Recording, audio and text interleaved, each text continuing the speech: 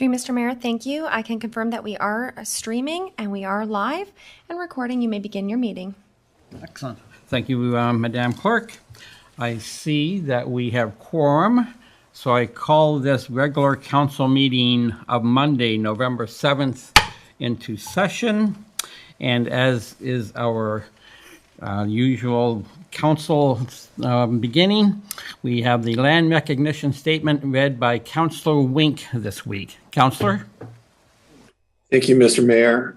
We begin this meeting by acknowledging the land on which we gather is the traditional territory of the Haudenosaunee and the Anishinaabe peoples, many of whom continue to live and work here today.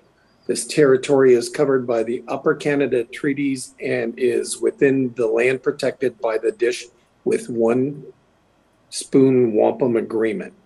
Today, this gathering place is home to many First Nations, Métis, and Inuit peoples, and acknowledging reminds us that our great standard of living is directly related to the resources and friendship of Indigenous people. Thank you, Councillor Wink. Next up is the approval of agenda. I turn to the clerk. Through you, Mr. Mayor, thank you. We do have an amendment to the agenda being presented by Councillor Hildebrand and Councillor Olson that the agenda be amended to include the addendum. To you, Mr. Mayor, for any discussion. Any discussion from council on this amendment? Not seeing any, Madam Clerk. Thank you, Mr. Mayor. The vote begins with Councillor Hahn. Yes. Councillor Hildebrand. Yes. Councillor Kaur. Yes. Councillor Olson. Yes. Councillor Stewart. Yes. Councillor Wink. Yes. Mayor Junkin. Yes. Thank you, Mr. Mayor. That does carry. Mr. Mayor, I do have a motion put forth by Councillor Hildebrand, seconded by Councillor Olson. Be it resolved that the agenda for the November 7th, 2022 regular meeting of council be adopted as amended. To you, Mr. Mayor, for any discussion. Thank you. Any discussion on this motion? Not seeing any, Madam Clerk. Thank you. The vote again begins with Councillor Hahn. Yes. Councillor Hildebrand. Yes. Councillor Kaur. Yes. Councillor Olson. Yes. Councillor Stewart. Yes. Councillor Wink. Yes. Mayor Junkin. Yes. Thank you, Mr. Mayor. That does carry. That does bring you to the disclosure of pecuniary interest. Thank you. After viewing the agenda, does any councillor have a pecuniary interest and general nature thereof to declare? Not seeing any, Madam Clerk. Through you, Mr. Mayor, thank you. I have so noted. That does bring us to our budget open house. To you, Mr. Mayor, your first item on the budget open house is the 2023 budget presentation being presented by Teresa Quinlan Murphy, the Director of Corporate Services and Treasurer. To you, Mr. Mayor. Thank you. Ms. Quinlan Murphy, you have the floor.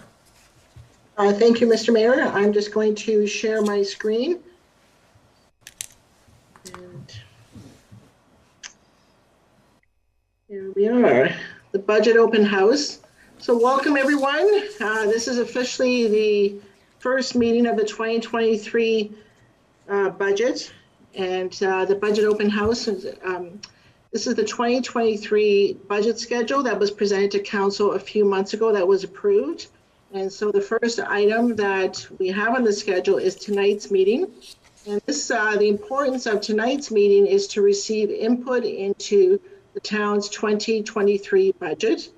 The other dates that are listed here outlines the when council will be receiving the draft budgets and when we will be presenting to council on the capital, operating, and water and wastewater budgets. Normally the budgets come to council a little bit earlier in November and December, but because this is an election year, the budgets will be presented a little bit later for the new council to approve the budget.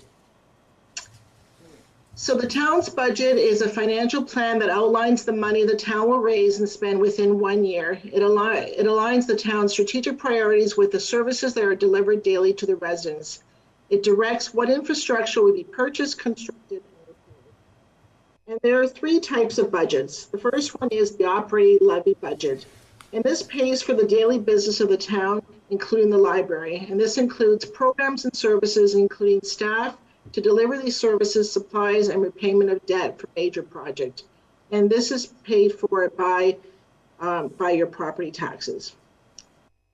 Then there's an operating rate budget, and this pays for base services such as water and wastewater treatment, and costs for these services are charged to the residents based on usage only, not by property taxes. And the third budget is the capital budget, and this is used for long-term investments like infrastructure and facilities, which are paid off over time. Road repairs and machinery are examples of capital projects. Development charges also contribute to the funding of our growth related to capital projects. And the question that everyone always likes to ask, how are Pelham's property taxes spent? So we like this diagram because it actually shows where someone's taxes are being spent. If you look at the graph onto your left here, the blue is the Niagara region, which 48% of someone's property taxes goes to the region. The green is the town of Pelham, so 40% of your taxes support the town of Pelham, and 12% is for education, which goes to the province. So if you look to the right here, from the region, the highest expense that the region has is for the police services. You can see from the graph that's their greatest expense, and that's where a large part of your taxes do go to support the police services department. And at the town of Pelham, our greatest cost goes to public works, and that is the roads, sidewalks, a lot of the capital projects. So that's the highest expense that we have. And I mentioned the importance of the budget open house is to hear from the residents and businesses for Pelham what their priorities are for the town for the 2023 budget year. And this has been really important. If we look at last year's budget open house and some of the presentations that came to the town, we had a presentation requesting pickleball courts, upgrading the tennis courts. In the past, we've had people asking for splash pads. And the good news is that we've been able to, listen to what the public needs, and in those three examples, the town was able to do those three various projects with grant funding that we received. So it's very important. It's very important for the town to hear what people want for the town.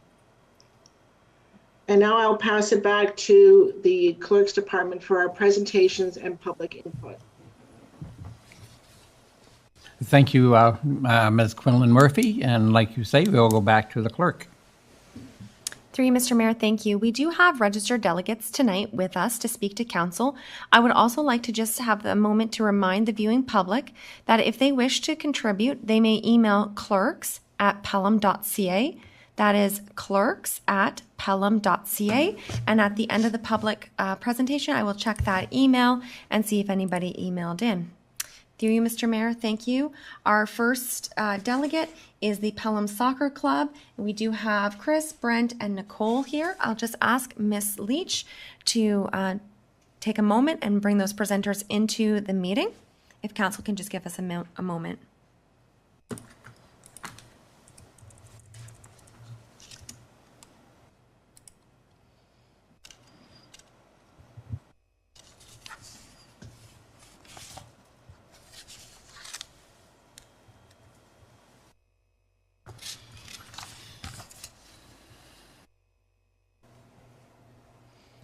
Thank you. I do believe that we have our presenter in, and Ms. Leach is sharing her screen with the Pelham Soccer Club presentation, and our presenter may begin.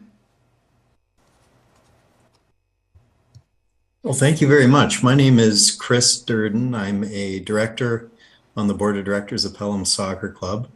Mayor Junkin and councilors and staff, thanks so much for having us tonight at the budget portion of the meeting.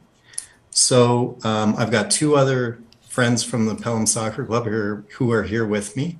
So I've got Brent Thomas, and Brent is a fellow director on our volunteer board of directors. As well, he coaches a U13 travel team in Pelham. And then I've got, as well with us, Nicole Burrell, and she's our club's administrator. So she'll be able to answer any questions that any of the counselors might have.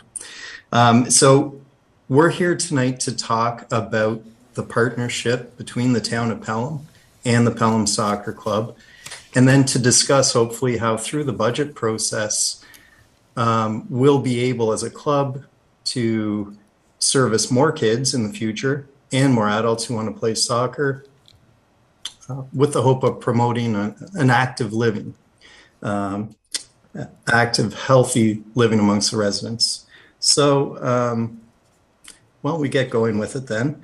So the partnership between the town of Pelham and the Pelham Soccer Club is, for the Pelham Soccer Club, really our key partnership. And it is our key partnership because we use the town of Pelham's soccer fields. The town of Pelham provides its soccer fields at a really reasonable rate for us. It cuts the fields and it lines the fields for us. So without that, we couldn't have a club. Now, we do have other partnerships, of course, because we need more fields than the town can provide. So we have partnerships with, for example, the District School Board of Niagara. We're the lead tenant over at the beautiful turf at Crosley.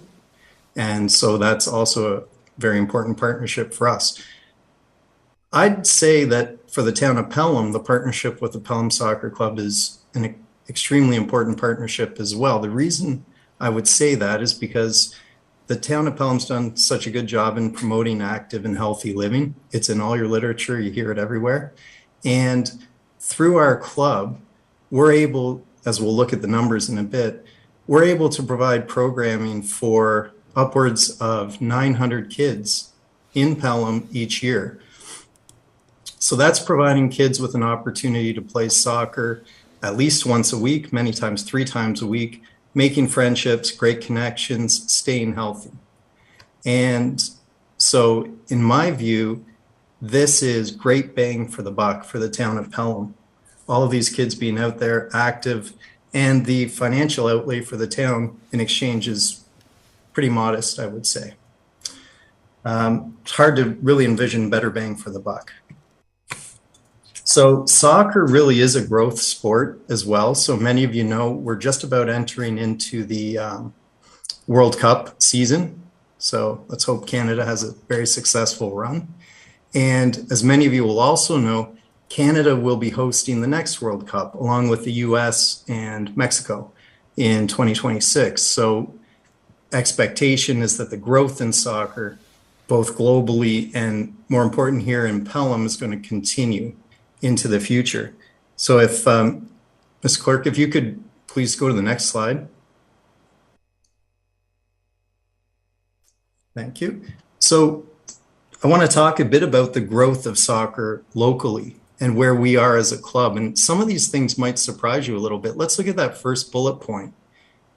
Largest youth user group in Pelham. So soccer has the most youth registered in comparison to any other sport in Pelham. And you'll see the growth numbers here. So from prior to COVID, we had 692 players registered. Coming out of COVID, we're at 916. So we're nearing that 1,000 member threshold, which is pretty impressive. We're serving kids of all ages as well as adults now. We're starting to expand sort of the age range that we can service. So why the growth, you might ask? And so I think there's some key reasons for this growth. First, the growth mirrors what's happening in the town in general, right? Our town is growing, numbers are growing. And so our growth in the soccer club mirrors the growth in the town, but it's a little more than that too. So if we can just flip over to our next slide. You'll see that we've set out some of what our factors for growth are. Why is the club growing like it is? One is the programming I've talked about. So you'll see little 3-year-olds out there one day, and the next day you'll see college students who have returned in the summer back to their home in Pelham playing. So we have kids throughout the age range. We've taken the Board of Pelham Soccer has really taken a sort of a professional approach to things. We've thought that if our numbers are growing like this, we have to be professional. So we have made two key changes. We have a technical director, what we call a head coach, that we brought in. He is a former professional soccer player from Germany. And so he's helping us. We have over 90 coaches and assistant coaches. So in terms of how do we get those coaches ready to help our kids, we've brought in a part-time paid coach to help with the programming, teaching the coaches how to coach all these kids, these 1,000 kids. And so that's really been part of our growth model. Similarly, as I said, I've got Nicole Burrell on this call. She's our part-time paid administrator. Someone has to deal with the registration of all these, close to 1,000 kids, get them registered in their proper leagues, make sure the fields are booked, etc. So those are the things that are helping us grow. Last, we have great volunteers, all the coaches themselves who, hopefully some of them will be watching this. They do an amazing job. And so why I'm talking about the growth as an intro to our presentation is that because of this growth, we need to look at the partnership. We need to relook at the partnership between the town of Pelham and the Pelham Soccer Club. When our numbers were stagnant, or status quo, I should say, for many years, there really wasn't a need to look at the partnership because the amount of fields the town was able to offer us served our needs. It's what we needed. And so there was no real need to take a deeper dive into it. But now with the growth that we're having, along with the town of Pelham's growth, we need to take a second look. And in terms of the town of Pelham's growth, that has an impact both ways. It means that there's more kids locally to play, but on the flip side, it means that some of our green spaces that we used to rely on for practice fields, for example, don't exist anymore. So last year, 2022, was the first year that we did not have access to two really important fields for us that were at the old Pelham Arena on Haste. So we used to have two fields there. We'd be able to have two practices going on at the same time, and we lost that space. The town did try to give us a substitute location, and Brent's going to talk about that next to see how that worked or didn't work.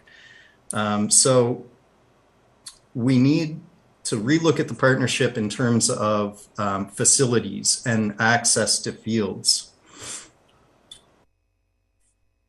And so when you look at the slide here at the bottom, you'll see the fields that we do have access to. So we've got, all of you have probably seen these fields or maybe even played some soccer on them. Out at Centennial, we've got two fields, Centennial 1 and Centennial 2. Harold Black Park has one 9v9 field. We can turn it into two smaller side fields for the little kids. And then as I talked about, we've got our fields through the DSBN at Crosley and Glen A. Green. Concordia, that's the school in Fenwick on Center that we used this year as a substitute for the two fields we lost at the arena. So if we can flip to the next slide. So I'm going to turn it over here to Brent. Brent's going to talk a bit about the issues that we've come across, as well as he's going to talk about how the town can help us to keep promoting active living amongst people in the town through soccer. Through you, Mr. Mayor, to the presenter. I have confirmed with Ms. Leach that Brent has not arrived to the meeting electronically, but we do have a Jamie and a Colson. I don't know if those are part of your organization. Sure. Nicole, are you there, ready to go? No, we've only have you in the meeting right now. I don't know if Jamie or someone named Colson is related to your presentation. Okay, Nicole, yeah, that would be Nicole Burrell. She's our administrator. So that's just the computer she's using, but I can keep going. We can let her, we're letting her into the meeting now. Thank you. Oh, okay, that'd be great. Thanks.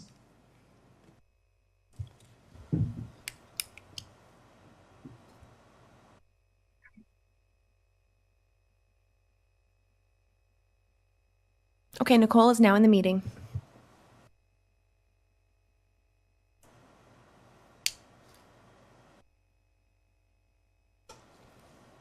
Nicole, did you want to speak to the short-term issues that we've been experiencing?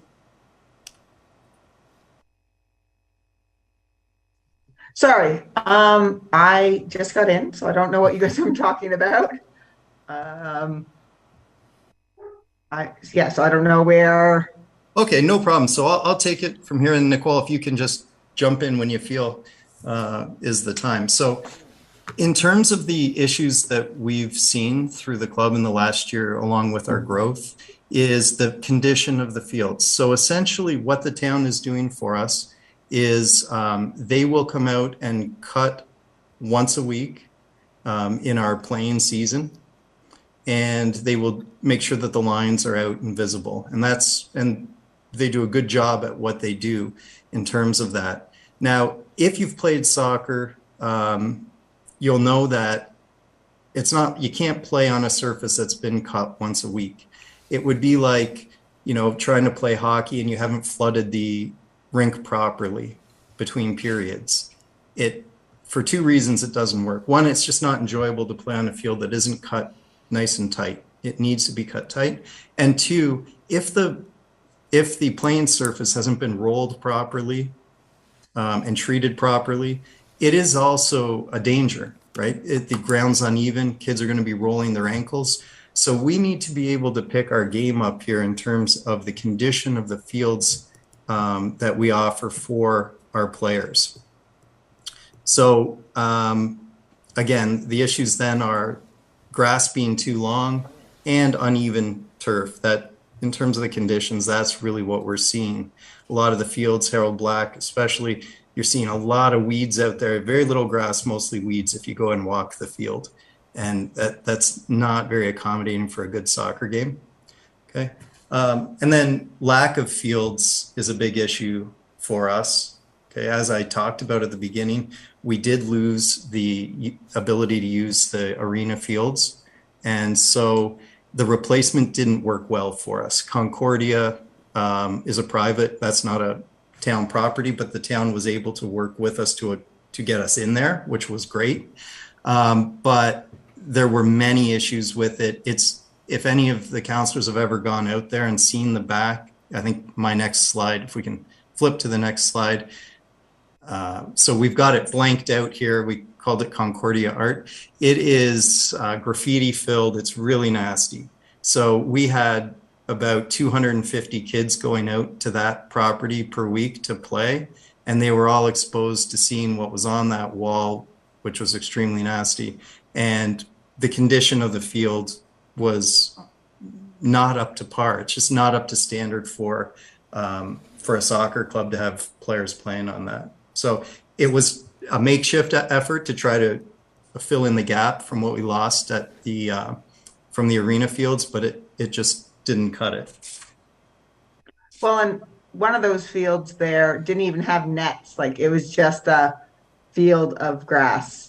And the kids had to walk through long uncut grass to get there because even though the town was cutting the better part of the field, we were told that they couldn't cut a path to the back. So they had to walk through like a hay field to get to the back field that did not have a net on it.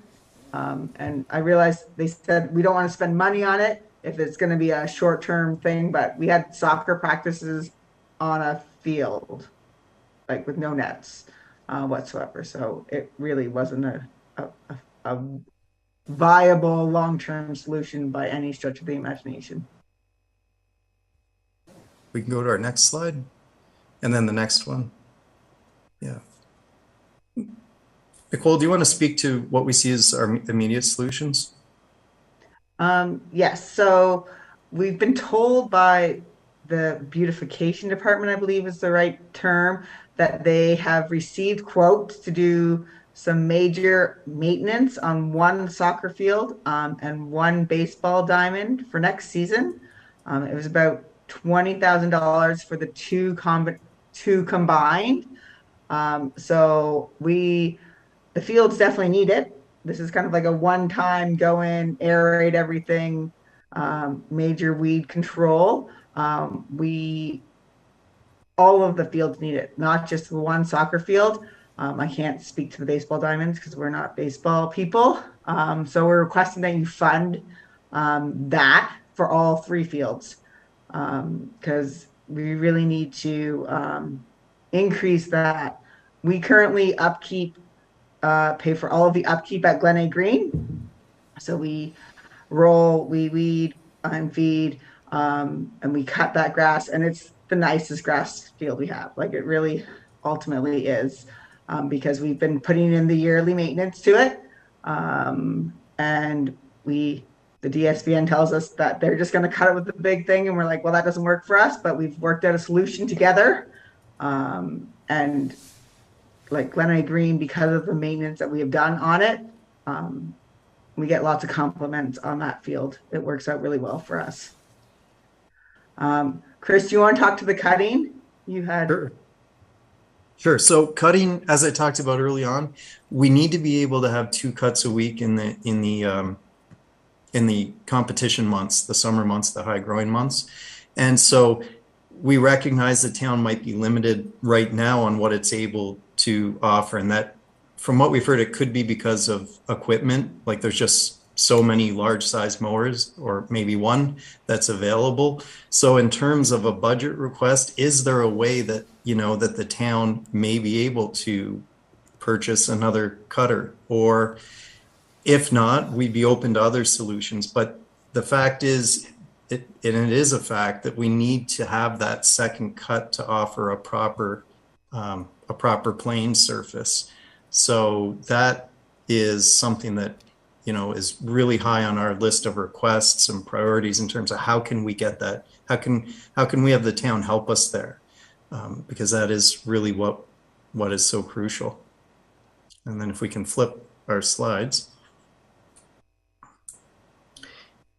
And then, of course, this is the bigger question, which is, Concordia didn't end up being a viable fill-in for the fields that were lost at the arena. What can we do? How can the town help us to service these kids by means of providing us more areas to play? Because there's just too many kids to fit into schedules on our existing fields that we have with the town of Pelham.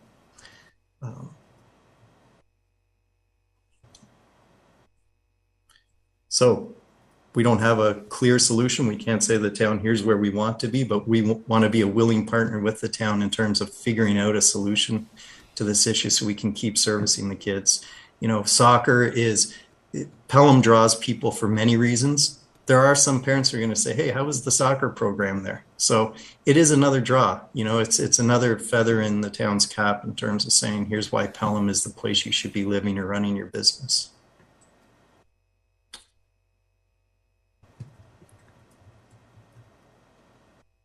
Nicole, do you want to speak briefly on long-term plans? Sure. So for long-term plans, I know in the old master plan, which has been now currently being looked at from a recreational standpoint, there's a third field at Centennial Park. We need that field. Like we've grown by leaps and bounds and continue to draw people from all over Pelham and our surrounding areas. It's desperately needed. We're very flexible on the size. It doesn't need to be like a full field. Like we have our highest demand is in our smaller fields, our 7v7s and our 9v9s. So that is something that we would really look towards, putting into action. And then also additional fields, as green and recreational spaces planned 100%. We just have a growing, ongoing need in that area. Also, in order for us to continue expanding our teams, there's a league for men in the Niagara region that we cannot put a team in right now because we do not have access to change rooms. So we are not allowed, according to this league, to host a team that plays in this league. So there's Pelham teams that are playing not in Pelham and not under the Pelham soccer banner because they're playing out of Welland because they have access to a change room there or other fields that they have access to. So we would love to partner with the town, on putting, if I believe those plans also had a plan for like a clubhouse in the back at Centennial Park. Or not necessarily clubhouse, but change rooms, accessible bathrooms. I know that that is an issue that's coming up from a government standpoint. I believe by 2025, we need to have accessible bathrooms. And we are definitely would be a willing partner in making that happen, because it would allow us to bring Pelham teams actually back to Pelham and under our Pelham soccer and playing in Pelham where they want to play, but they just are not allowed to right now based on league policies. So Chris, Okay, last slide. Yeah, sure. Just our last, if we can just flip. I think the main thing is that, first of all, thank you to the town staff that we do work with on a, in this season on a daily basis. We're calling town staff, talking to them about issues with fields, and we want to thank them for being so responsive and helpful. And basically that's it. And I want to just thank everyone for listening, and if anyone has questions that we can answer, we'd be happy to answer them. Excellent. Thank you for the presentation. It was very informative.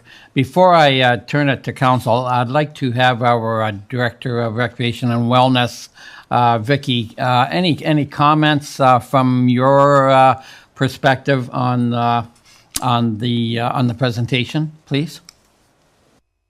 Yes, through you, Mayor Junkin. I can't say enough how wonderful Pelham Soccer is and your organization and how professional you are. And it's great to deal with Nicole on a scheduling basis.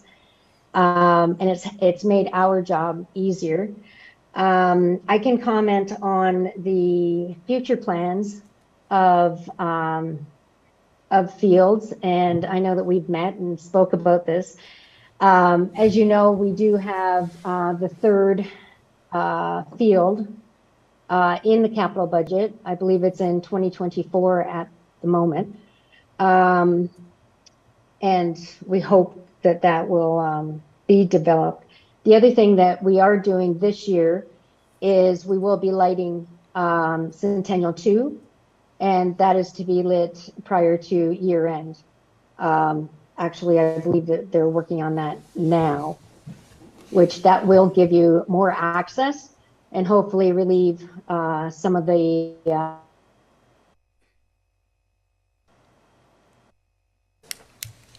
Okay, thank you. Or did you freeze? She's frozen. Okay. While Vicky is getting unfrozen, let's go to Council. And Council Wink, I believe I saw your hand up. Yeah, so just a couple of comments or questions to town staff, and hopefully someone... Okay, hopefully I'm back.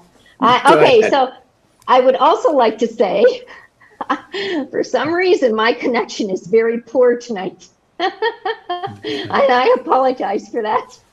So I'll speak quickly. With regard to the pavilion that is in the Centennial Park Master Plan.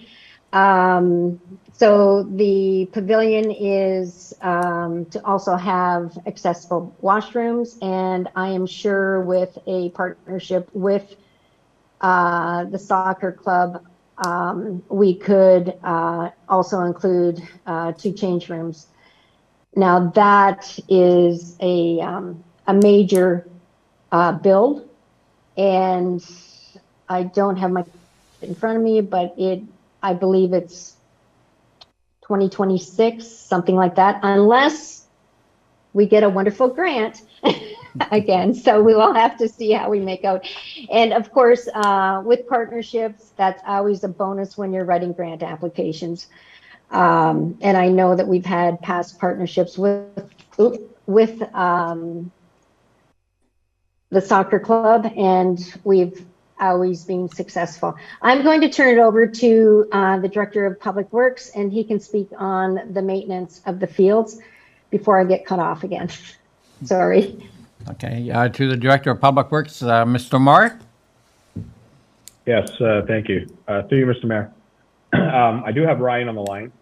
He's our manager of operations and can speak more specifically to the maintenance that's performed on the soccer fields themselves. I do know that we are limited to at most one cut during the growing season. So, and we've been working with the association and the club to try to increase that frequency, but our current budget only allows us right now to do. Usually, we try to get to the fields once a week, but sometimes during the busy growing season, it's even at a higher frequency than that. So it's less than that. So it's once every like 10 days. So we are short on resources with respect to the frequency that we can cut those fields. I'll turn it over to Ryan now for some comments with respect to our current maintenance and what the future looks like. Okay, Ryan, you have the floor. Yeah, through you, Mr. Mayor, we really do try to get to sports fields cut a little bit more than the rest of our grass cutting, but our municipal grass cutting crew cuts about 57 acres of municipal grass and parks and playgrounds and facilities. So soccer fields take up about 6 acres of that. Baseball diamonds about 12 acres. So that's our kind of the number of the acreage that we do to cut grass. With respect to fertilizing, our cost is probably about $222 per acre. And we have to do that 3 times a year. So it's about $666 per acre for fertilizing, which we don't provide currently. And if we did provide it, it would increase the frequency of cutting. We just simply can't do that. We really run a knife edge of operations, and we try to get to every single place we need to cut once a week. If we take on more cutting or increase the frequency, then we have to hire more staff and buy more equipment. Typical equipment that we use to cut parks and playgrounds is about $230,000 for a crew, and a crew with 3 guys is about $80,000 in labor. So this is kind of what we would need to increase the frequency. Okay, thank you for those numbers, Mr. Cook. Jason, any other additional comments, or shall we go back to council? Thank you, Mr. Mayor. Yeah, I think Ryan summed it up nicely there. Okay, thank you. Councilor Wink, we'll come back to you again. Okay, thank you. I've got a couple of points I'd like to make, but let's stick with the maintenance theme and the fact that there's a ton of weeds within the fields, and they're not properly rolled. Coming from a soccer background, I know how important it is to have a nice field. I was privileged to play on great fields in my soccer career, but I know when it comes time to practicing or playing on an uneven field, it doesn't make for a good game for the kids. They will get hurt. Definitely. And just the frustration when all of a sudden the ball's coming to you, you think it's going to be at your feet, and all of a sudden it's at your thigh. We've got to look at doing something a little bit better with that. So just maybe clarification from staff about rolling in particular of these fields. Do they in fact get rolled? Mr. Cook? And into that, through you, Mr. Mayor, each soccer field and all the baseball diamonds are rolled in the springtime. The one thing we don't do is aerate. We do own an aerator, but it's not really an aerator. So that's currently not taking place. But they are rolled. Councillor? Yeah, I think I don't want to be too negative on this, but I know when my kids played sports, a lot of the facilities, whether it was soccer or baseball, those facilities were much better than than the facilities that we have in town. And I know we've got limited resources, but we've got to work towards some type of solution on making our fields better. So I'll just leave it at that. The other comment I'd like to make is the fields at the old Pelham Arena. Is there plans on putting them back online once the construction is done in that area, whenever that's going to be? So, Vicki, I'll throw that back to you. Yep. Vicki, Ms. Van Ravensway? Yes, through you, Mayor Junkin. No,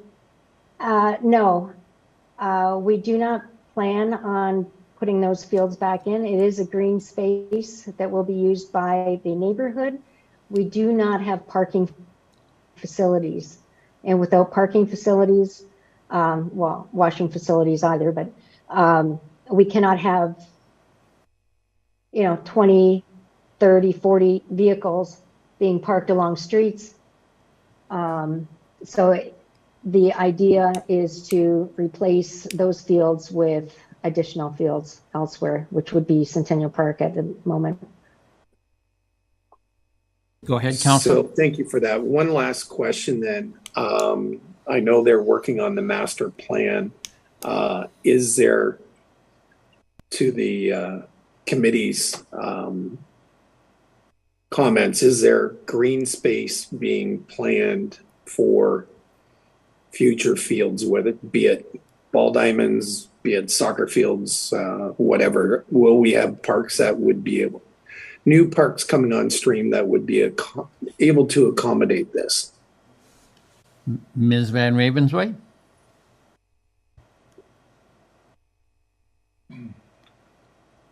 Frozen again. Frozen again. Mr. CAO?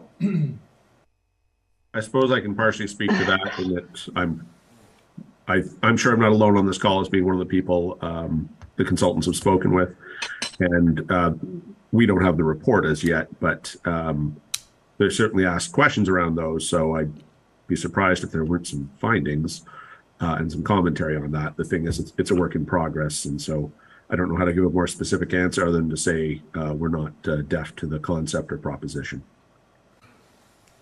Thank you.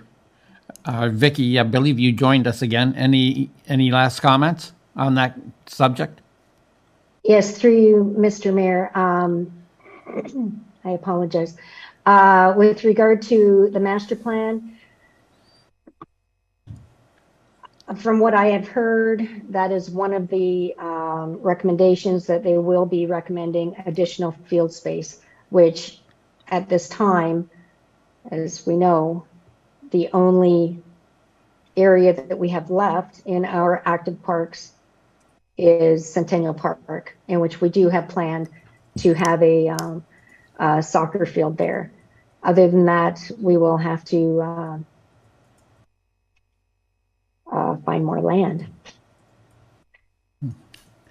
Okay, thank you. So, before I go to Council Olson, he did have his hand up next. While we're on the subject of fields, that going back to Concordia Academy, I've been in your office a few times when if not the owner, then the headmaster was there, and they seem to be very interested in helping the town with facilities. Is there any way that we can enter into a more permanent agreement with them, whether it be 2 or 3 years in the making or lasting that long, so that we could put some resources in that field and upgrade it, whether it be nets, put it on a rotational, in the rotation for getting cutting? Do you see that as a possibility, Ms. Van Ravensway? through you, Mr. Mayor, I'm sorry, I didn't hear, were you talking about Concordia? Yes. On Pelham Street? Okay. Yes, that would be a possibility. It was, we had a hard time at first getting permission to use it, and it was late in the beginning of the season.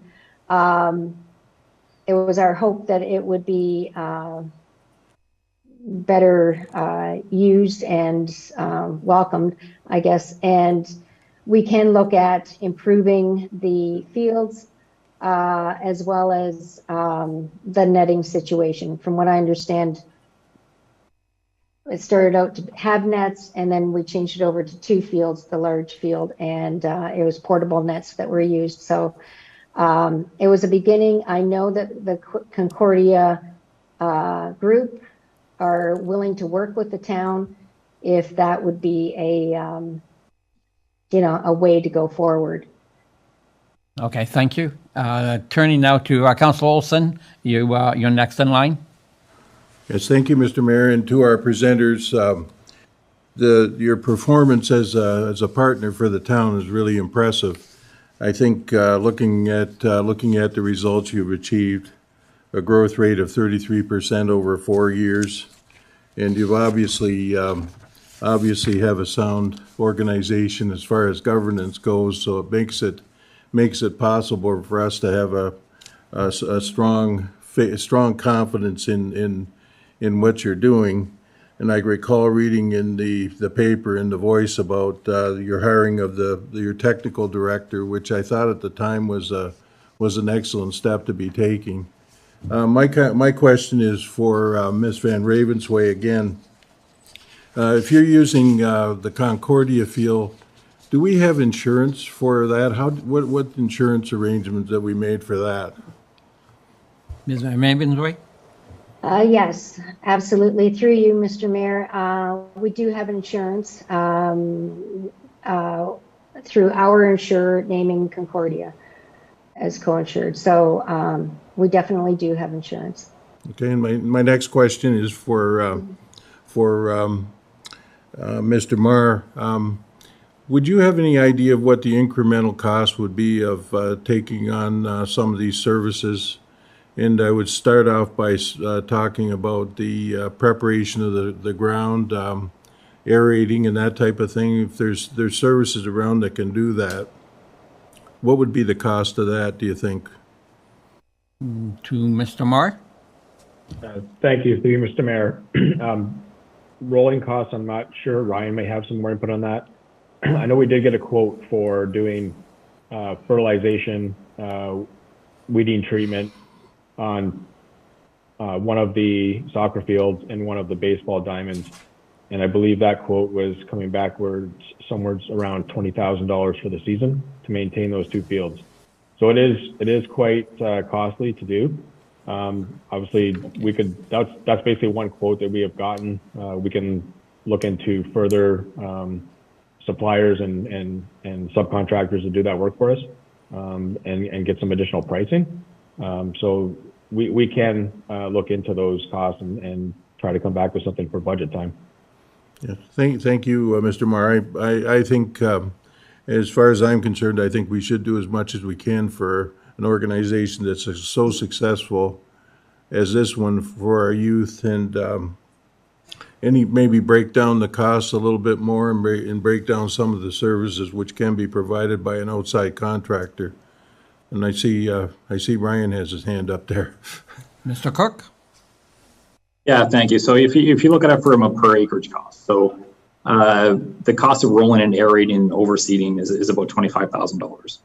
If you expand that out over the soccer fields. Now, if we're going to do soccer field, I think just for the soccer club, I think you should also start to look at what your level of service is for baseball. So whether we address that this year or next year, if we do extra for soccer, there's probably going to be a request from baseball as well. So over the course of the year, if you're looking at what they're proposing is rolling, aerating, overseeding, fertilization, and weed control, you're probably looking at about an $80,000 a year operating hit for providing those services for both. 1/3 of that would be just for soccer, with 2/3 of that cost being both or for baseball. And then you would have to increase your cuts. So if you're going to fertilize and air and seed, you should expect that the grass is going to grow a lot faster than it is without fertilizer, and you're going to have to increase your cuts. That's either going to be passed on to a contractor to provide the service of cutting, or staff, which would include equipment. And we've already sent a KPMG report to council, basically stating that our operations center is at capacity for staff and equipment at the moment. So then you're addressing that problem as well. Councillor? Yes, thank you. And just a real wild offhand question. Obviously, artificial surfaces would be preferable. Is there any? The cost is probably prohibitive, I'm guessing at that. Do you have any idea what that would look like? Councillor Yes, Ryan? Yeah, sorry, very sorry. Through you, Mr. Mayor, your operating cost on an artificial turf surface is probably double what it is on a traditional grass. Okay. Thank you, everyone. Okay, thank you. Councillor Stewart, I saw your hand. Yes, you did. Thank you. Through you, Mr. Mayor. I'm wondering either Director of Public Works or Recreation, is there any possibility of using part of the North Pelham Park for soccer? Ms. Van Ravensway? Yes, through you, Mr. Mayor. We did identify North Pelham Park. North Pelham Park is very busy with the 2 baseball diamonds. And we could fit one small field at the back of North Pelham Park.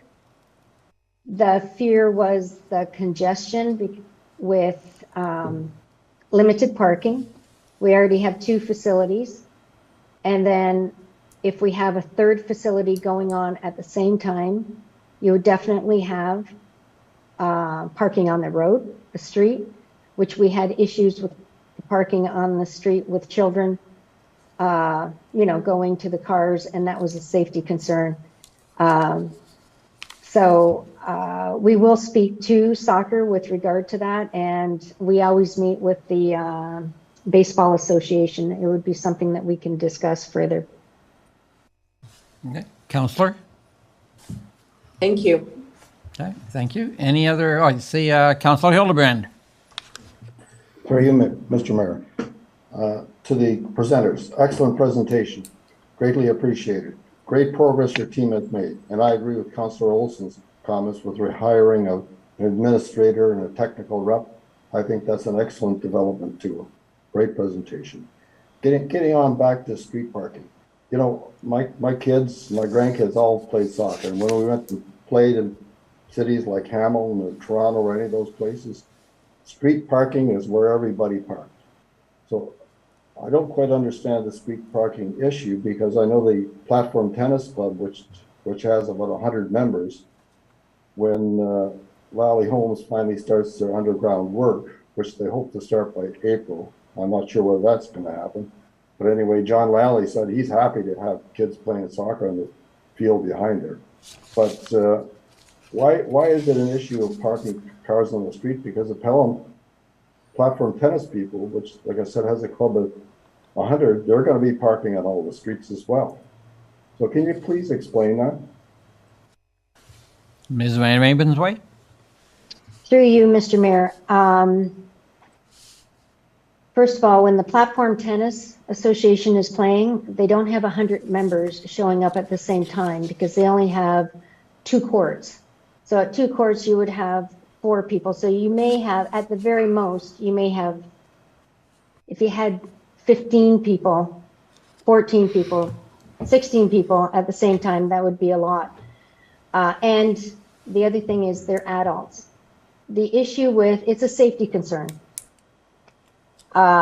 You have children, these are small fields, and the fields that we had at the Pelham Arena, every Saturday morning, the full arena parking lot was full. And concerns were actually as well with children running through the parking lot. But yeah, parking is a concern. And it is not a welcomed practice to have children on the streets running. It's just a safety concern. Thank you, Councillor. Yes, with regards to the Platform Tennis Club, you should be there when they have their tournaments on Saturday and Sunday and see how many people they have there. Those are huge tournaments with them. It's not 14 or 16 or 20 cars. You're talking, and these people are going to be parking all over the streets. So I don't see any parking restrictions, so that'll happen. But going forward in the future, I think with the development of soccer and the forecasted increase, it looks like for immediate solution that the school boards are the easiest thing to look at. I hate to say that, but it's hard for us to get more green space available. And I know that the local schools have been very cooperative with your clubs. And I don't want to be negative with the fields we have available, but there is a limited potential. And your potential for growth is far bigger than I think we can even expand the number of fields in. I don't want to be unrealistic about it either. But I agree, yeah. We'll take a look at all the things we can do for you because we're glad to do that with a great partner like yourself. Thank you. Okay, thank you, Councillor. Any other councillor, any comments, questions to the presenters? Okay, I don't see any. Again, we appreciate the presenters coming out to council tonight and stating your case and needs. And we will definitely be considering them when we get into budget discussions. Thank you. Thank you all so much for your time and interest. Thank you for having us. Okay. Have a good evening. Thank you very much. Thank you. Through you, Mr. Mayor, your next presenter is from the Lincoln Pelham Public Library, and we have both Julie and Amy attending, and if you can just give Ms. Leach a moment or two to bring them into the meeting, that would be great.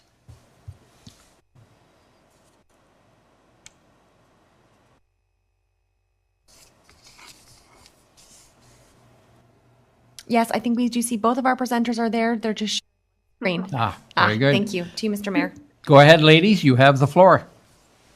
Well, all right. Good evening, Mayor Junkin and members of council and staff. We're so excited to be here with you this evening to talk about our mobile branch concept.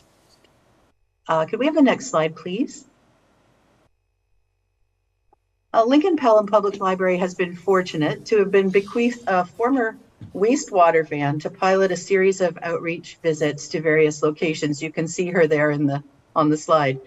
Rosie, as she has been affectionately dubbed, has logged hundreds of kilometers over the past 2 years. Outreach visit to local parks, seniors' residences, schools, and special community events have taken our collections and programs outside the library walls and into the community. We knew that folks would love Rosie because she's so cute, and the cool things that we brought with us, like 3D printers, our ukuleles, launchpad tablets for children, books and DVDs, of course. But what surprised us was the huge number of items that were being borrowed during the events and the number of library cards that we were making. So following the merger that we did last April, we expanded to include the town of Pelham in our travels. And it has served to support the need for a more robust service going forward. Rosie, for example, is not equipped for people to get inside, but they really want to. Could we move to the next slide, please? In addition to providing all the great programs and events, our mobile branch will bring a wide variety of materials for all ages, including items from our library of things, like fishing kits, or even our telescope, and lots more. We foresee a regular and scheduled route through our 750-kilometer catchment area that would serve customers in areas where there are no library branches nearby. Jordan, Camden, North Pelham, Effingham, Ridgeville, and Rockaway, and others will also benefit from a regular mobile branch visit. This service, in addition to the holds, pickup lockers, and book vending machine that will be purchased for Pelham with the Ontario Trillium Foundation grant, will increase accessibility for our residents. These additional services are also a means of keeping the library connected to the community and a great way to provide low contact service during a pandemic. Would you please move to the next slide? The plan is to provide mobile branch services throughout our communities by means of a regular route for as many hours per week as possible. This list here is just a starting point. We have many community partners, and we intend to leverage those partnerships to plan and deliver our mobile services. Please move to the next slide. The Ford e-Transit is an example of a vehicle that would be suitable for our purposes. It is electric, and it fits with our mandates to reduce carbon emissions. The 7-foot height would enable most visitors to climb aboard to browse our collections. The van would have a ramp to enable ease of access and to allow book carts to be taken outside under the awning, thus allowing us to carry more materials. It will have shore power, and it will provide Wi-Fi while we're in a neighborhood and enable us to create new memberships and facilitate circulation functions. The estimated cost for all of this is a mere $110,000. In closing, it is our hope that this vehicle will be a shared capital asset between the towns of Pelham and Lincoln, and that all of our residents will benefit from the increase in access. And we are happy to answer any questions you may have. Very good, ladies. Thank you for that presentation. I will open up to questions, comments from members of council. Not seeing any. If I may ask a question then, is there any other municipalities within the region that have this service already so that you can get perhaps the best practices from them that are already doing it, please? There's Niagara Falls that has started providing this type of service, but I've also been in touch with the Ottawa Public Library and other larger centers that have this type of service in place. So there are lots of great models out there, and it's an ancient service. To be honest, it's been going on for a really long time. As long as vehicles have been running, there have been mobile libraries. So we have lots of different models we could draw from. Excellent. Thank you for that. Councillor Olson, I believe I saw your hand. Yes, thank you, Mr. Mayor, and thank you to our presenters. As you know, I believe that our library is exceptionally well run. I have a question about the service to, I believe it's your plans page. Our recreation department's done a great job in being in touch with the homeschooled kids. Would this be available to them to deliver the service to their door or to a collection point or whatever? I can see that happening and being a very valuable thing and wonderful for the kids. Ladies? Through you, Mr. Mayor, absolutely, Councillor Olson. We already do provide opportunities for homeschool families to come and meet in our branches. So this would just be an extension of that service and would actually make it more efficient and practical for them. Thank you. Councillor? Yes, thank you. And thank you for reminding me. I did know that. Thank you. Thank you. Councillor Wink? Yes, through you, Mr. Mayor. Thank you for your presentation, ladies. It's a really intriguing concept. So the ask is for roughly $110,000. Would that be shared by the two municipalities? And okay, so seeing nod of the head, that kind of cuts our ask in half. The other question I would have, so that's the capital outlay. What about the operating costs of that? What do you anticipate that would be, including staff and gas or electricity and whatever? So there would be additional impact on your operating budget. Ladies? Through you, Mr. Mayor. Yes, there certainly would, Councillor. I mean, the fact that it will be electric is certainly a help in that way with ongoing costs. We've had Rosie going for about 2 years now, and our fleet department at the town has taken care of any maintenance that we have required during that time. And we also use gas from our municipality, and they bill us back. And it's been not at very large cost. We've also built those activities into our regular staff rotation. So there hasn't been an additional outlay thus far. What we're hoping to do is pilot this type of service with the staffing we have now and making it work and seeing what we can do to expand the service over time. Okay, thank you. Mm-hmm. Thank you, Councillor. Any other questions or comments from members of council? Not seeing any. Again, we thank you, ladies, for your presentation, and we'll keep you in mind during the budget process. Thank you. Thank you so much for inviting us. Madam Clerk? Through you, Mr. Mayor, thank you. Our last formal presenter is the Niagara Division Canadian Railroad Historical Association, and we have Paul Chapman. I'll just ask Ms. Leach to bring the presenter into the meeting. Oh, I do see our presenter, Mr. Chapman, is here. To you, Mr. Mayor. Okay, Mr. Chapman, you have the floor. Thank you very much, Mr. Mayor and members of council. I'm here on behalf of the Niagara Division of the Canadian Railway Historical Association. I had distributed through the clerk a copy of our submission. Basically, we're doing a series of what we call interpretive boards related to the Niagara, St. Catharines, and Toronto Railway. Already we have these boards in Port Colborne, in Welland, in Thorold, in St. Catharines. And we have 3 that the City of Niagara Falls are in the process of putting up now.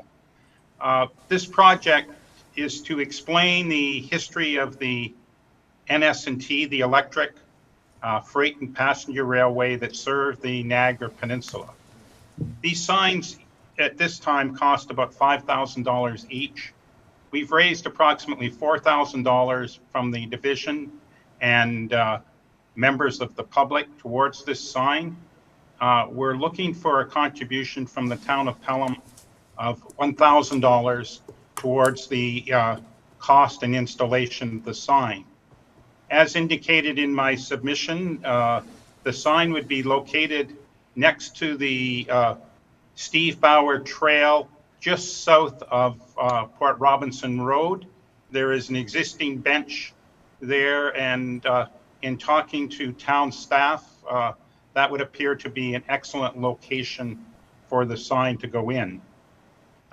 If we're successful in obtaining its funds, this sign could be ready for installation next year. Now, if the town is able to support this project, there would be an acknowledgement and the town crest would go on the sign. As well, we have an unveiling ceremony with each one of our signs in which we invite local media, including cable, TV, to come and to be present. The experience we've had has been very good in terms of getting good coverage. We also normally have MPs and MPPs and often the regional chair at our events. And so it's an opportunity to tell the story and be thankful for this piece of history. Now, from the town perspective, this plaque will tell the story of the NS&T in Pelham. And this line is historic because in 1959, on this line, the last interurban passenger train in Canada operated. The town, well, it was at that point, it was the town of Fond Hill and the township of Pelham. Their chief officials rode that last train and also participated in a dinner marking that event that occurred in Port Colborne. It's, from our perspective, this is an important piece of local history. And given that your trail users are both local people and people from outside the area, would tell the story of the NS&T related to the town of Pelham. I'd be very pleased to answer any questions there are related to my submissions, and I think that's all I need to say right now. Okay, thank you for that submission. While it is definitely a piece of history that probably should have its story told as to the trail users. Again, thank you for your submission, and I will open it up to council. Any questions or comments to Paul? Councilor Olson. Yes, sir. Thank you, Paul, for your presentation.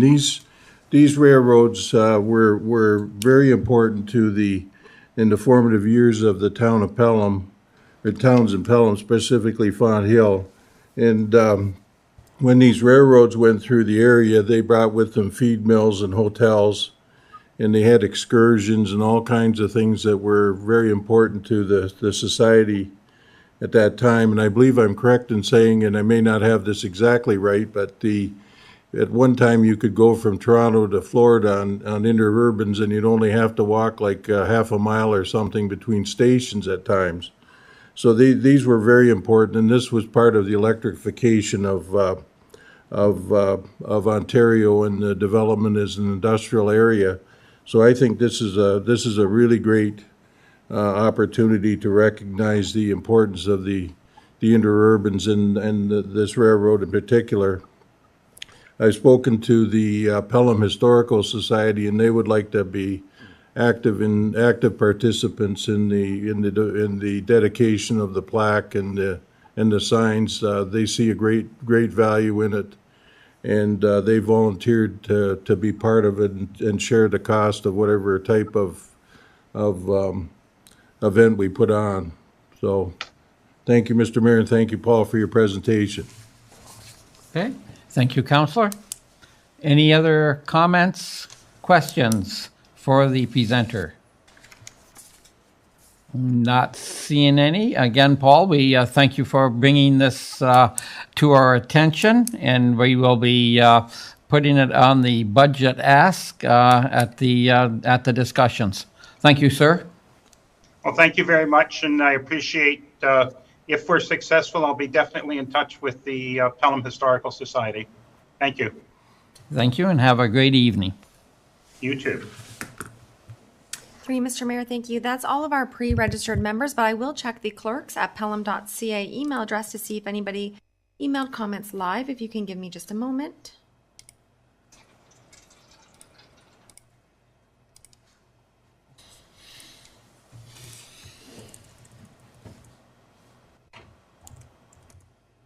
Through you, Mr. Mayor, I can confirm that it is 6:41 p.m. and no emails have been received.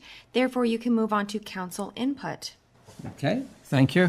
Any members of council have a item that they would like to see this council as a whole discuss in the upcoming budgetary process?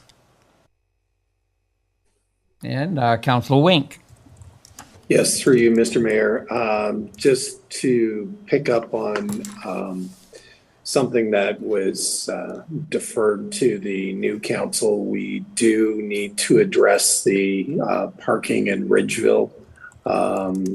It's a low-cost item, I believe, that town staff thought we would be able to provide additional parking of up to 8 spots for the cost of about $12,500. So just want to ensure that that's included in our budget deliberations.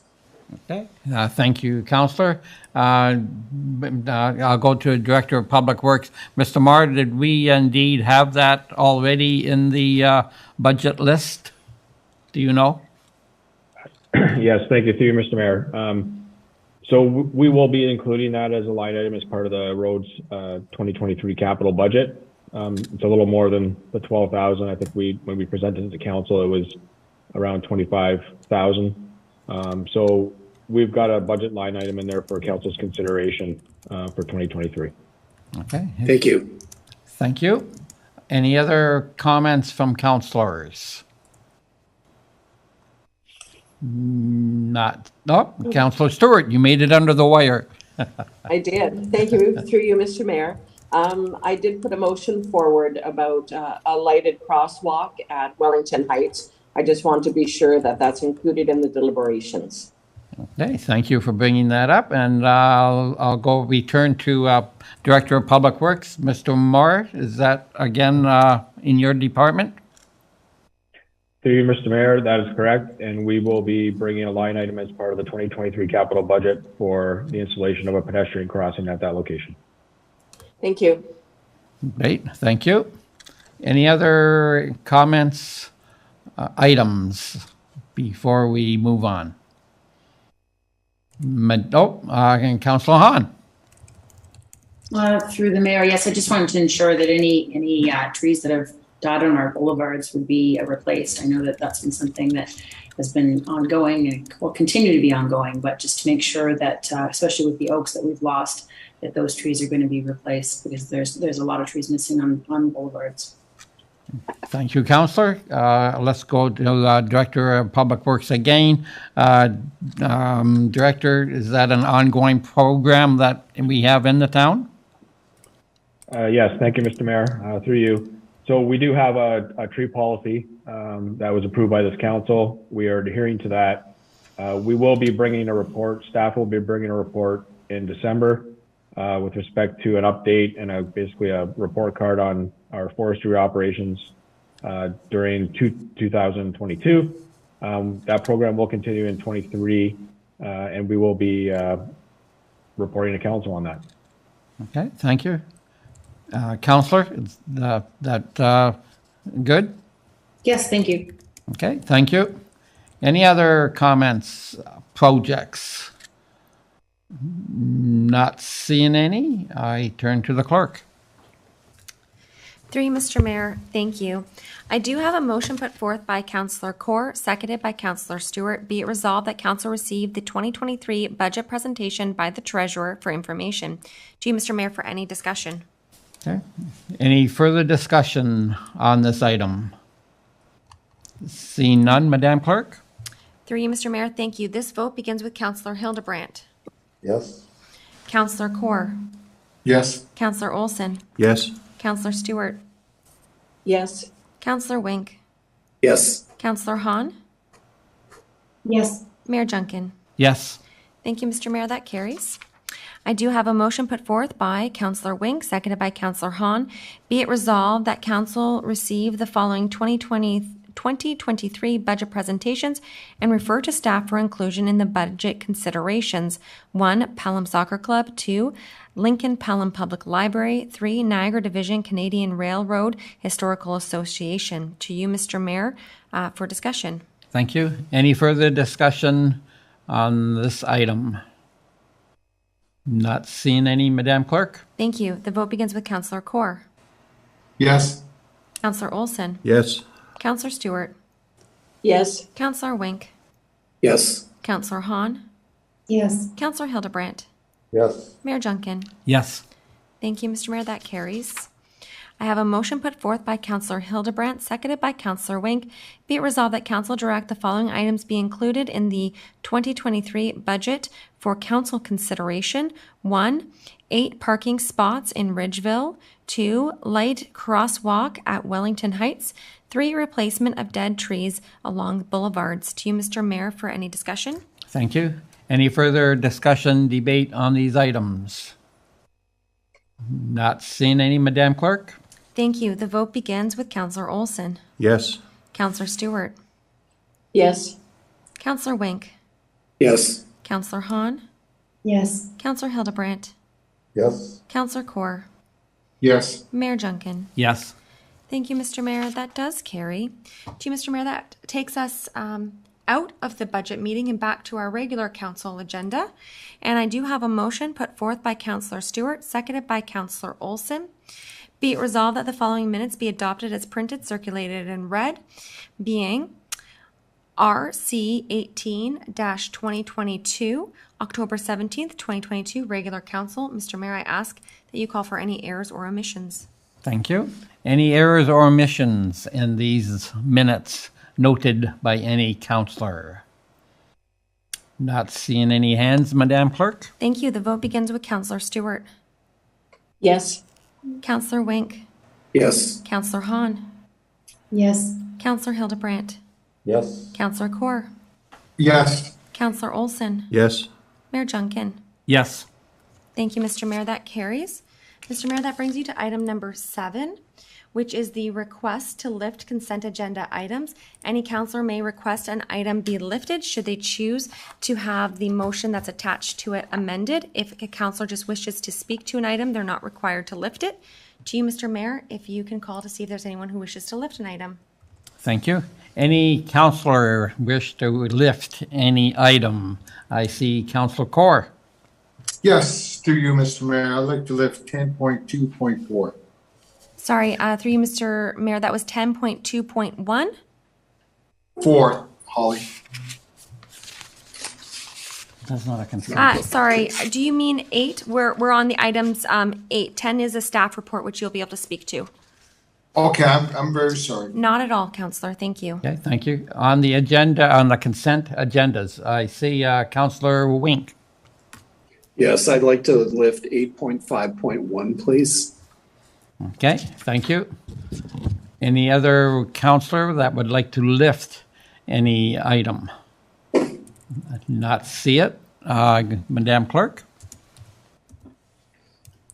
Thank you. I do have a motion put forth by Councillor Hahn, seconded by Councillor Kaur. Be it resolved that the consent agenda items as listed on the November 7th, 2022 Council agenda be received and the recommendations contained therein be approved, save and accept item 8.5.1, which was lifted by Councillor Wink. To you, Mr. Mayor, you may now discuss the items on the consent agenda. Thank you. Before going to council, I would like to discuss 8.3.4. That's the memo on Sulphur Springs. Realizing this report was wrote, I believe, 10 days ago or 2 weeks ago. I was wondering if the Director of Public Works had any current facts that he would could give us on this emergency road repair. Jason? Yes, thank you, through you, Mr. Mayor. The work is proceeding quite well, actually. I was on site today to take a look. The contractor is working away, and I expect that they'll have it completed within 2 weeks' time.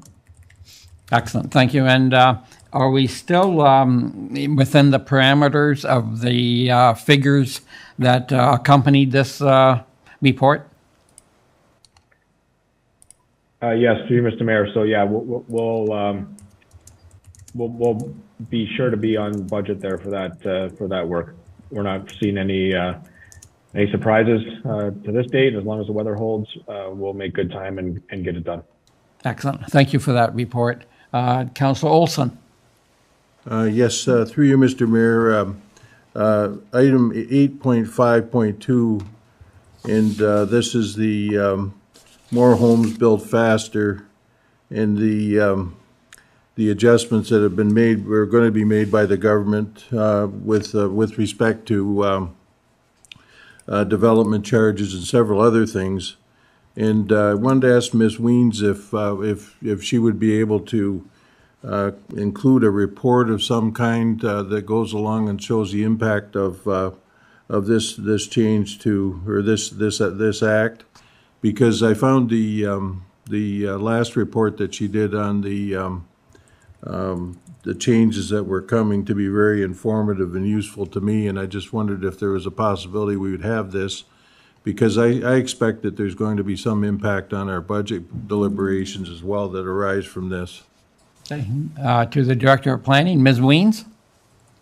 Yes, Mr. Mayor, through you. Thank you. Certainly Bill 23 was released just about a week and a half ago.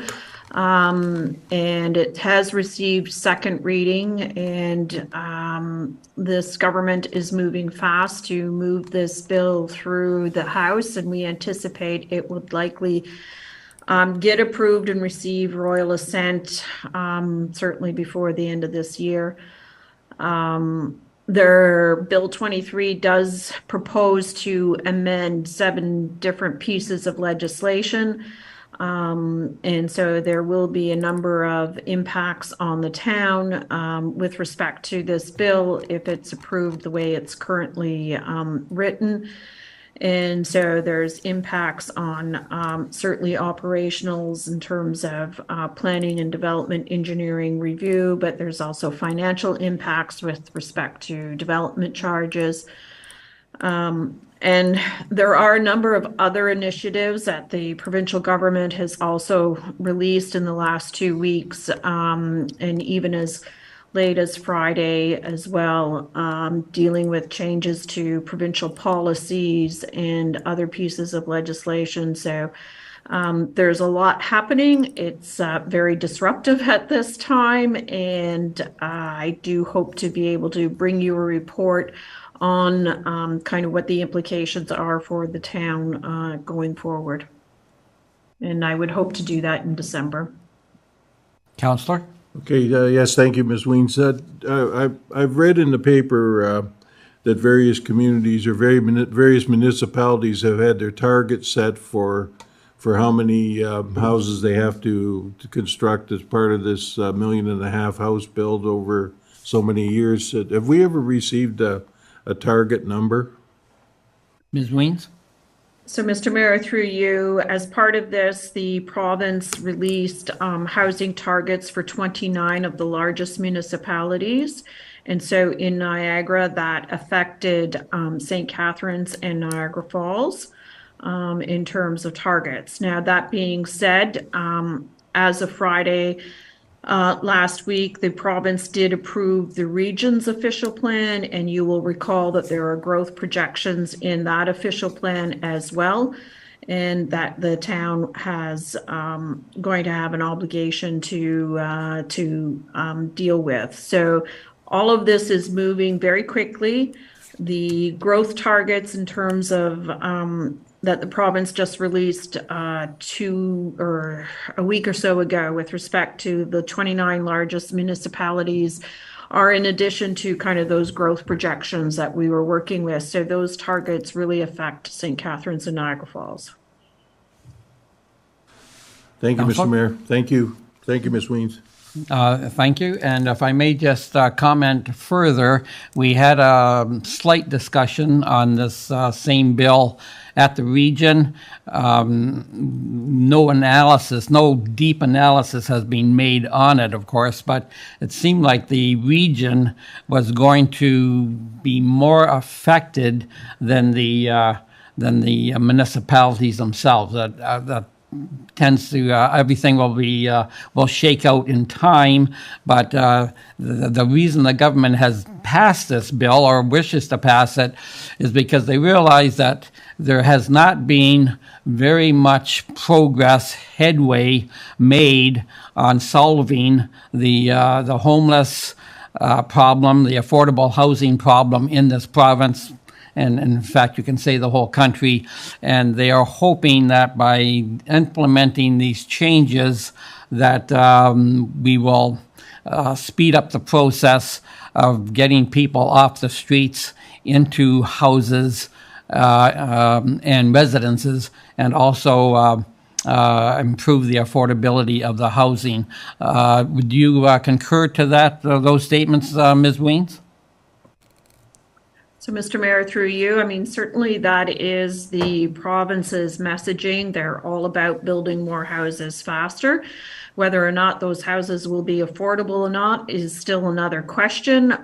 Certainly in the province of Ontario, housing is, really a market-based commodity, and government does not and cannot influence the price of housing. But are there other initiatives in terms of trying to encourage affordability and those kinds of things? Yes. But when we see the details of all of this, I'll be able to answer that perhaps a little bit more better because at this point in time, a lot of the details have not been released in terms of how we're going to achieve those. And just by flooding the market with housing doesn't necessarily make it affordable. So there's a lot of unanswered questions here that we're all struggling to try to come up with because the details have not been released. But certainly, that is the provincial goal in terms of the messaging that they've issued. It is certainly wanting to deal with the affordable housing issue that we have in this province. So that's one of the objectives, correct? Great. Thank you for that. And I know the council looks forward to your report. I believe you said coming in December? Yes, Mr. Mayor, through you, I'd like to bring a report forward in December. It will depend exactly on when this bill gets royal assent, and I will after November 25th, we will have a better read on that. Currently, right now, the bill is out for 30 days for public review and comment. That closes on November 24th.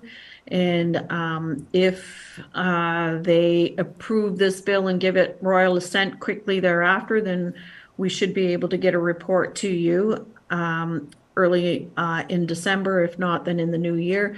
If there is a delay in the approval or the giving of royal assent, so then the report might be a little bit later. So it's a lot of it is up in the air right now, and until we see the final piece of legislation and what might be changed as versus what is being released so far, we'll be able to better report then. Okay, thank you. We, like I say, whenever it comes, we will be looking forward to it. Thank you. Any other consent? Oh, go ahead, Councillor Stewart. Yes, thank you. Through you, Mr. Mayor, to Ms. Weens. Premier Ford announced that there would be development on Greenbelt. Do you know if that is just in the Greater Toronto area or if that will affect us here? Ms. Weens?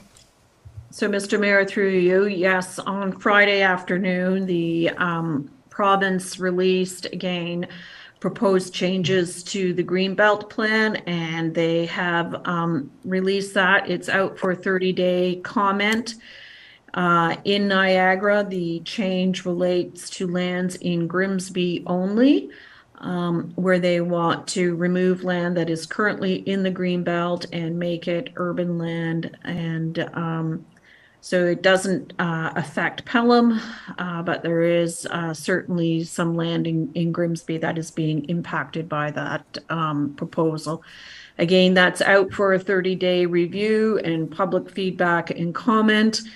And like I said, there's lots that the Ford government has been releasing in the last 2 weeks that will affect certainly development and planning, but also have financial implications on the town. And then the issue around resources is also going to be a question that we'll need to look at. Councillor? Thank you. Okay. Thank you. Thank you, Councillor Stewart.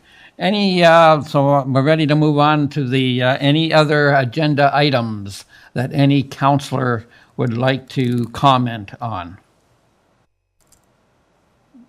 Not seeing any, Madam Clerk. Through you, Mr. Mayor, thank you very much. So this is for the consent agenda. Save and accept item 8.5.1. And the vote with this one begins with Councillor Wink.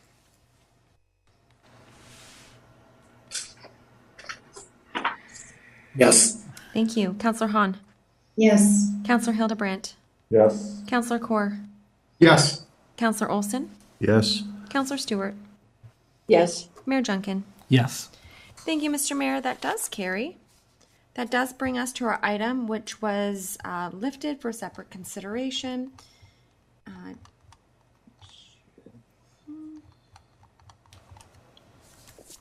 Mr. Mayor, just for clarity, this is the Friends of Maple Acres funding request, and the initial resolution attached is be it resolved that Council receive correspondence dated October 12th, 2022 from Friends of Maple Acres regarding their funding request for information. To you, Mr. Mayor, it was Councillor Wink who lifted the item. Yep, Councillor Wink, you have the floor. Yes, thank you. So the Friends of Maple Acres are asking for a $5,000 donation regarding the tree carving. Has it been determined yet if that tree in fact is on town property or is that on public or private property? Well, I know the answer, but I'll let Mr. CAO go ahead. It is not on public property, Councillor Wink.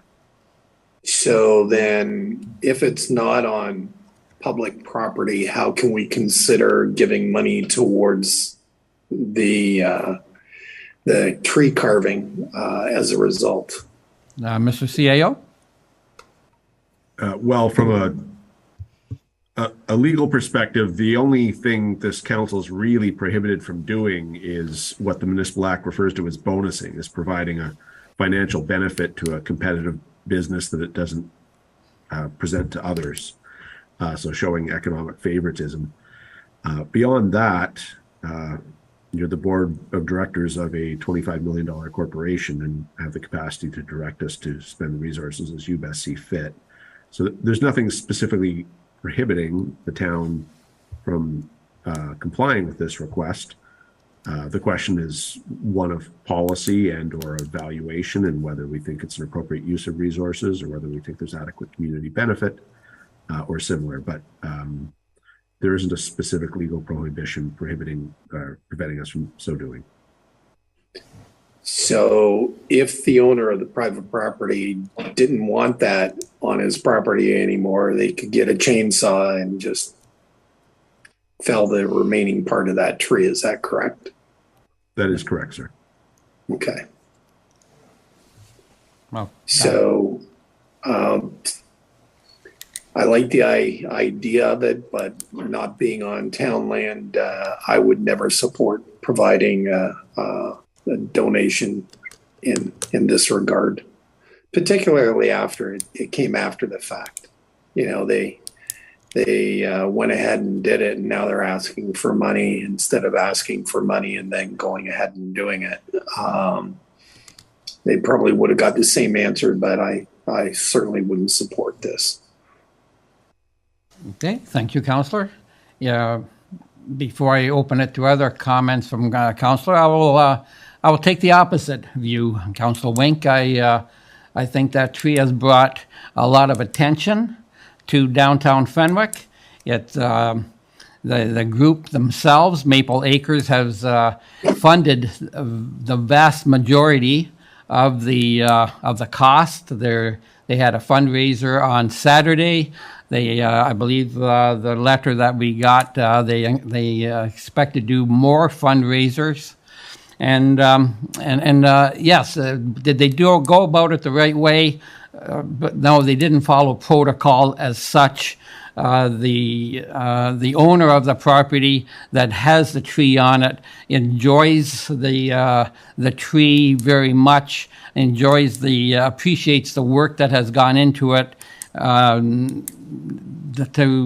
No time is this owner going to do anything to render this whole project useless as such. So myself and Mr. CAO, I think because this is can be considered a community improvement, and of course, as you said, we are a board. It would not be out of line to answer this request. But true enough. Your Worship, this council at its final meeting has the capacity to spend up to $50,000 of taxpayer money on unbudgeted items. That is the state of the law. It's whether it's a question of whether it's public value is literally for the seven of you to decide. It is. If four or more of you say it is, then so be it. Okay. So it's entirely in your hands. You have the legal capacity and the financial capacity to do so. That's where we're at. And are we to make that decision tonight, or is this a budgetary item, Mr. CAO? There's no staff report. Right now, there's just a piece of correspondence that's been lifted. You are capable as a group of doing such things as bringing a motion to refer this to the budget for either to have us specifically included or to simply have it included as an option as an item referred to budget. You could make a different sort of motion to support or not support the project this evening.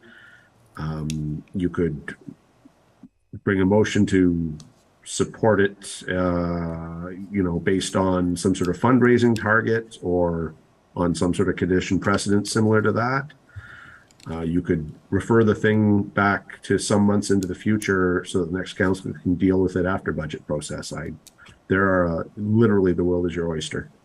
Okay, thank you. And before I turn it back to council, I believe Ms. Quinlan Murphy, if you're still on the meeting, the Friends of Maple Acres do in fact, or there was a budgetary item of I believe $10,000 or $14,000 raised by a Fenwick group to be used in Fenwick. Could you elaborate on that, please? Through you, Mr. Mayor, there was a group, I don't have the details in front of me, but there was a group that did fundraising with various bricks. I think the Director of Recreation has more details. She was here at the time to explain that. But what I can say is that I think it was about $14,000 or $15,000. We had the money set aside from donations, and we moved that into a reserve for any upgrades to the downtown Fenwick, so it could be used for any of those, anything that council wants for downtown Fenwick. Thank you. So, anything else, Vicki, about that? yes, Ms. Van Ravensway, any further comments? Yes, through you, Mayor Junkin. The funds were raised during the Village of Fenwick 160th anniversary. The committee raised funds for the celebration, and the funds were left over from the actual brick sales. And as Ms. Quinlan Murphy stated, it is set aside in a reserve. Okay, thank you for that. Councilor Wink. Yes, so if I recall in the August presentation, I believe it was August, the Friends of Maple Acres were asking for that full $14,000 in addition to further shortfall. Are they still asking for that $14,000, or would that our $5,000 donation come out of that 14? Does any staff member have that updated figure? I don't see anyone. Perhaps Councillor Stewart? Yes, thank you. Through you, Mr. Mayor, right in this letter from the Friends of Maple Acre, it specifically says that they are asking for $5,000. Yes. Okay. And I believe that in I believe it was on the same correspondence that they do plan on doing more fundraising in the near future. Is that correct, Councillor? Yes, it is, Mr. Mayor. I'm sure you're aware of the waffle brunch we had on Saturday. Yes, it was I think tasty. you enjoyed it, as did Councillor Hildebrand and Councillor Olson.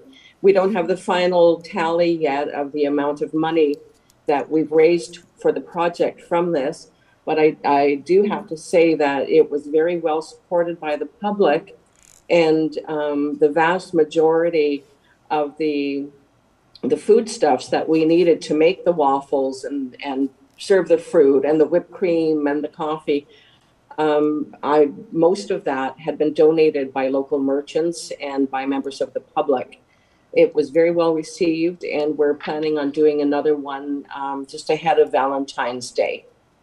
So maybe we can all find heart-shaped waffle makers. Well, it was a very tasty fundraiser, and I'm looking forward to the next one. That's for sure. Okay, February 11th. Okay, thank you. Councilor Olson, did I see your hand?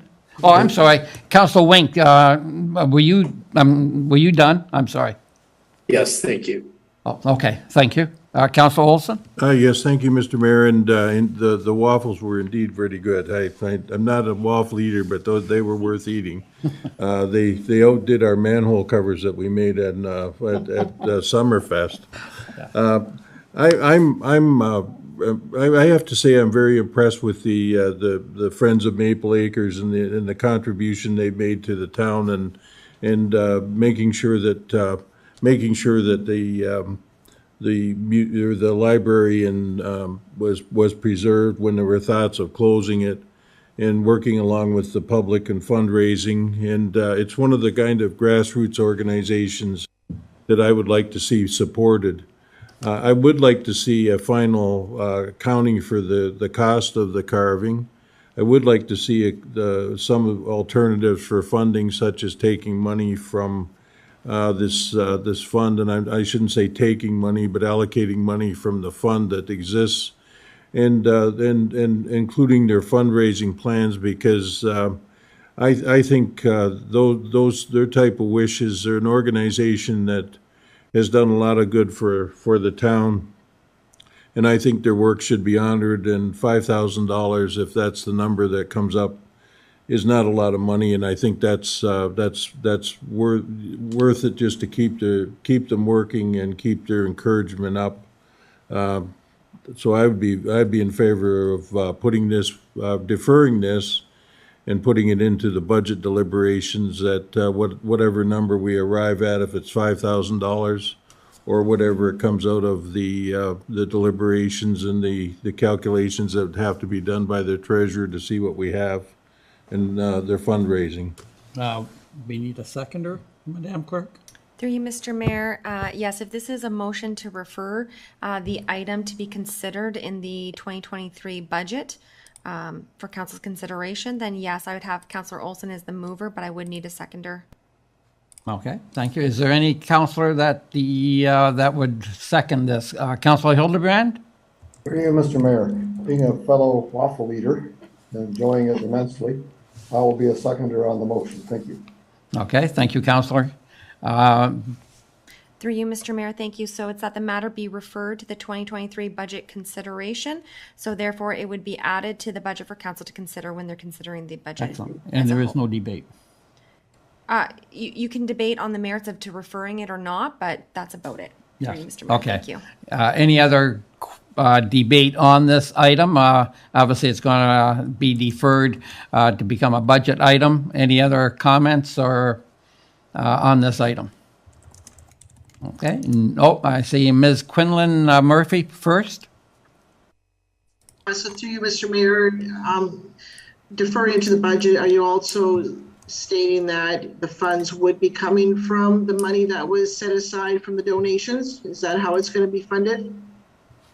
Madam Clerk, I believe that was the wish. If Councillor Olson would like to have it say where it's coming from, certainly he can. I don't think I actually said that, but I would hope that we would have a report that would include the final cost of the tree itself, the fundraising portion that is envisaged, and what the use of the funds that are on hand from the brick or the downtown beautification fund for Fenwick, where I would hope we would be able to consider all those things together, because there's a number of unknowns here, I think. Thank you, Councillor. Is that suitable, Ms. Quinlan Murphy? Yeah, that's fine. Okay, thank you. Councillor Stewart, again, under the wire. Yes, well, I try. Through you, Mr. Mayor, I actually would prefer to not defer this. It's not a huge ask. There's beautification money in reserve. So, my personal feeling on it is that we should move to just cover this and let the group continue their fundraising to pay for the rest of it. It's something, $5,000 isn't a whole lot of money for something that benefits the entire town. Thank you. Okay, let me turn to the clerk to have a ruling on that. Thank you. So right now, we currently do have a mover and a seconder on the motion to refer. So that's what we're debating now, but certainly Councillor Stewart could indicate whether or not she's going to support or not support the motion as it is. So then if the majority ruled not to defer, then Councillor Stewart could make another motion. Yes. So right now, it's a motion to refer to the 2023 budget, and I did hear that Councillor Olson also wanted to include directing staff to provide council a report of the total project and how the project would be funded. If this would be defeated, it would bring us back to the main motion, and Councillor Stewart certainly could bring an amendment directing staff to provide the $5,000 from the reserve fund if this is defeated. Should this carry, the matter would be disposed of. Yes. Okay, thank you. Any clarification? I see. Councillor Corr? Could we have Councillor Stewart's motion first? Through you, Mr. Mayor, no, this motion is on the floor. It's been moved and seconded. If it is defeated, then Councillor Stewart would be welcome to make her amendment. Okay. So there you have it. We have the defer is going to be voted on first. If it's defeated, then we move on to another motion, perhaps. Correct? That would Madam be Clerk? correct, Mr. Mayor. Okay. Any other comments, questions before we call the vote on the deferral? Not seeing any. Madam Clerk? Thank you. So just for clarity, the motion's being put forth by Councillor Olson, seconded by Councillor Hildebrandt. Be it resolved that the matter be referred to the 2023 budget for council consideration, and that council direct staff to report to council the total cost of the project and how the project will be funded. Any debate, Mr. Mayor, or shall I call the vote? No. Councillor Olson? Yes, through you, Mr. Mayor. The reason I want to defer is because we don't know the final value of what the cost of this is going to be. I don't want to limit us to $5,000 because we may be asked to do more, and I'm not looking for a whole lot more, but it may be more than that. And if we tie their hands, I think it's too early to arrive at that number. That was my purpose. Okay. Thank you, Councillor. And Councillor Stewart? Yes, thank you. Through you, Mr. Mayor. It says right here that they've raised just a few dollars short of $12,000 to date, which is 60% of the goal. I'm not quick enough with the calculator, but that would give, by doing the math, it would tell us how much. So that would take us pretty close to what it is. So we could do the math and figure it out, and then we would know what the cost is. So who's quick with a calculator? Certainly not I. I'm thinking that on a $5,000, if the 60% is $12,000, then the 5 would get us to 75%. If the price is indeed $20,000. Yes. Yes. Awesome. Sorry, through you, Mr. Mayor, I do see the CAO had his hand up. I'm sorry. Not sure he wanted to speak. Mr. CAO? To assist both this evening and so as to avoid a morass during the upcoming budget sessions, may I suggest that council consider not deferring the matter, proceeding with councillors, so vote in the negative, allow Councillor Stewart to bring a motion. You do or don't support providing $5,000. That's what the request is. If you do support providing the $5,000, that hopefully puts the matter to bed. If not, the group is free to come back and ask. There are no reconsideration rules after an election, a new council sworn in. It's a blank slate. Secondly, I'd point out I'd much rather use Ms. Quinlan Murphy's valuable time to have her write a report talking about how we can use those funds in the future. There's a legal process whereby we can sort of assume carriage of them. Right now, we're asking our finance department to sort of track this money that we hold sort of in trust, although not in a formal legal trust, for some sort of unspecified community benefit. And so there's just an ongoing accounting work that has to happen every single year. And I think her time, we have a staff lawyer and we have a couple of very good staff accountants. I think their time would be well spent figuring out how to do the rest of that and then put this sort of the financing issue to bed, because frankly this takes a fair bit of staff time and that's not free. So I make no submissions on whether or not you want to support the $5,000 ask, but if you do, it might put it to bed. And if you don't, also fair enough, but we can deal with it again next term, not in the budget process, because those monies are held in small t trust by the town and the money's not going anywhere. Although eventually we have to figure out what to do with the balance of it either way. Okay. Thank you, Mr. CEO. Councillor Olson? Yes, Mr. Mayor, I'd be prepared to withdraw my motion based on the wish to finish this and get the tree paid for and the advice of the treasurer and the CAO.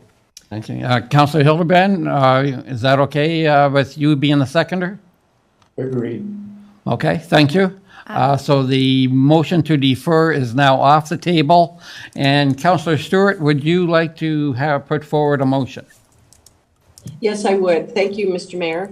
I would like to move that we grant the request for $5,000 for the tree carving and have that money come from the $15,000 or $14,000 funds that are left over from the beautification. Thank you. And is there a seconder for Councillor Stewart? I see Councillor Corr will second that. Thank you, Councillor. Debate on this motion. No, not seeing any hands up. Councillor Stewart, it is your motion. Any final words, or have you pretty well got it covered? I think that's it. Holly may need to clean it up a bit, but I think we all know the intent of the motion. Okay, and Councillor Corr, you're the seconder. Any comments? Let's vote on it. Okay, thank you. Thank you. Madam Clerk? Thank you. So therefore, it's that the motion be amended to include and that council will grant the request of the $5,000 and that council directs staff to take that money from the, I believe it was called the Beautification Reserve Fund, but I'm sure Ms. Quinlan can tell me tomorrow what it's formally called. And if that's satisfactory to council, then if there's no other debate, we can call the vote. Okay. Yeah, sorry, Ms. Quinlan? Sorry. Yeah, no, we don't have a beautification reserve fund. Can you just say that it's coming from the donation, the money that was donated for the 160th anniversary of Fenwick? Because then it's specific to the fundraising. Certainly, thank you for that. That money is sitting in the working funds reserve. That's where it's sitting, but it's just better to make it reference the fundraising. Thank you. I have changed that to the donations from the 160th anniversary of Fenwick. Thank you. Okay, thank you. Any further discussion on the motion? If not, we shall call the vote. Thank you, Mr. Mayor. The vote begins with Councillor Hahn. Yes. Councillor Hildebrandt. Yes. Councillor Corr. Yes, yes. Councillor Olson. Yes. Councillor Stewart. Yes. Councillor Wink. Yes. Mayor Junkin. Yes. Thank you, Mr. Mayor. The amendment carries. Therefore, you're at the main motion as amended. Do you have any other debate? Any other questions or debate on the motion as amended? Not seeing any, Madam Clerk? Thank you. Just for clarity, the mover will be Councillor Stewart with the seconder as Councillor Corr again, and the vote begins again with Councillor Hahn. Yes. Councillor Hildebrandt. Yes. Councillor Corr. Yes. Councillor Olson. Yes. Councillor Stewart. Yes. Councillor Wink. Yes. Mayor Junkin. Yes. Thank you, Mr. Mayor. That does carry. Gee, Mr. Mayor, that brings you to your next item of business, which is reports from members of council. And we do have a report from Councillor Hildebrandt regarding the final Utility Sustainability Committee. To you, Mr. Mayor. Okay, Councillor Hildebrandt, are you ready to prepare to proceed with the report? Yes, sir, I am. Thank you. Thank you for this opportunity. Then you have the floor. Thank you. We had 3 exceptional talented engineers from the public on this committee. Gordon Marasco was instrumental in the first contact in 2016 with Hydro One and Council with rate disparity between Hydro One and NPR, our 2 LDCs, local distribution companies.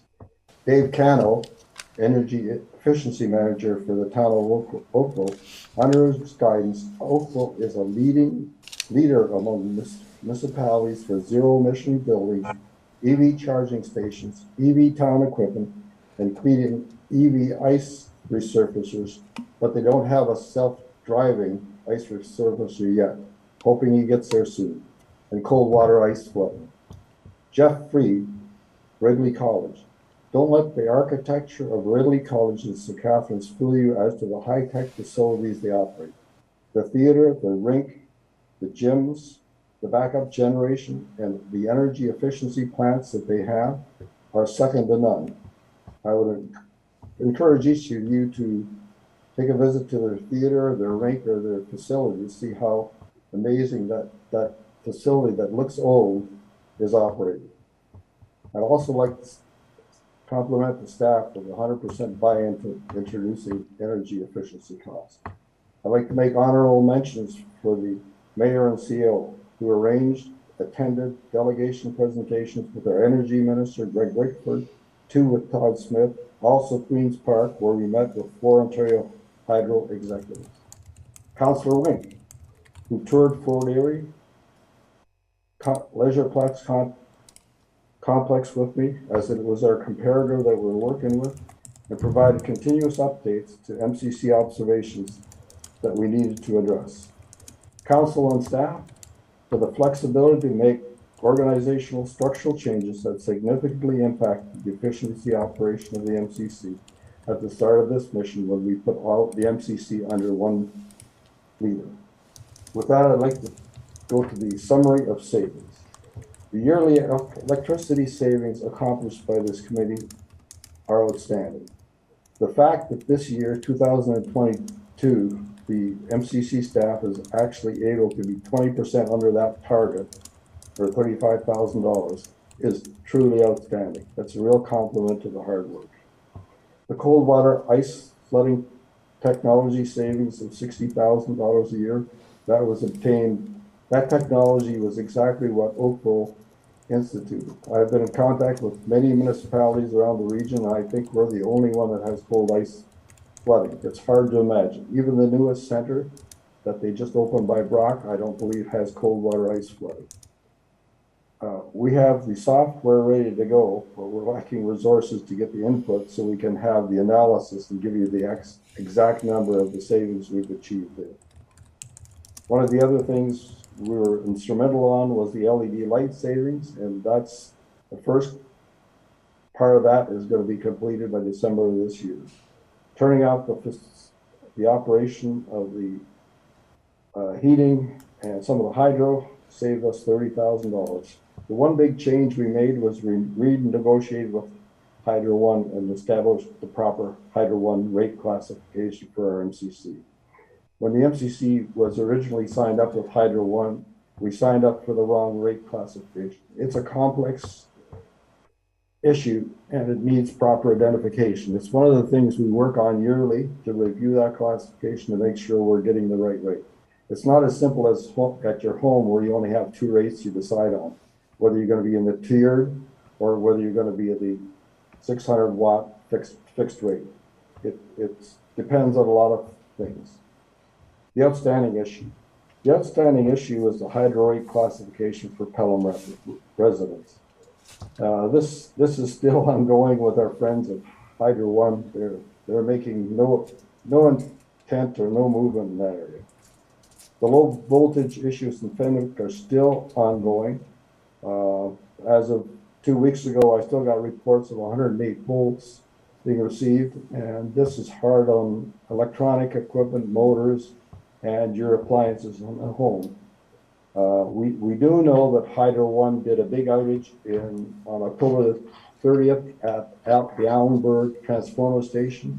They also worked on the transformer station west of E.L. Crosley High School, and I'm not sure what the impact of it's going to be. It's hard to get exact details of what they did. All I know is from contacts with Penn West, the board who's I'm on, they installed 3 voltage regulators to try and address the voltage imbalance problem that we have in Fenwick at our bigger 600 volt operations.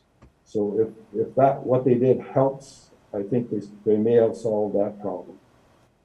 Infrastructure upgrades, that's one of the things. I also serve on ISO meetings for the town of Pelham, which ISO is responsible for the high voltage transmission of electricity and the supply of electricity in Ontario. And we're constantly meeting. There's many municipalities represented, and you hear all the issues across the province with regards to hydro supply and lack of proper hydro supply by Hydro One. The other thing, going back to the hydroid classification for our MCC. That's one of the things we do with staff yearly, and it's essentially that we keep on going. So I'd like just to thank everyone who's been involved. We had hoped to have the facility trends up to date to 2022. We're working on them. It's just not as simple as inputting the data from electric use and gas usage into that. It's a more complex thing. Dave Cano, who is the energy efficiency expert, runs an analysis program with a database with comparators, and he's been exceptionally busy. So we're working on that. With regards to trends at the town hall, where we've installed the equipment there to achieve the savings that we project, which is a third of the annual budget. We've got the data hopefully coming in soon from Ontario Hydro, like we do with the MCC, and we'll be able to track that in the future. So again, I'd like to thank everyone, because this has truly been a complete SLT, staff, council, everybody involved, and a lot of people working on a great project. I'm truly thankful to have the opportunity to work on this project. Thank you so much.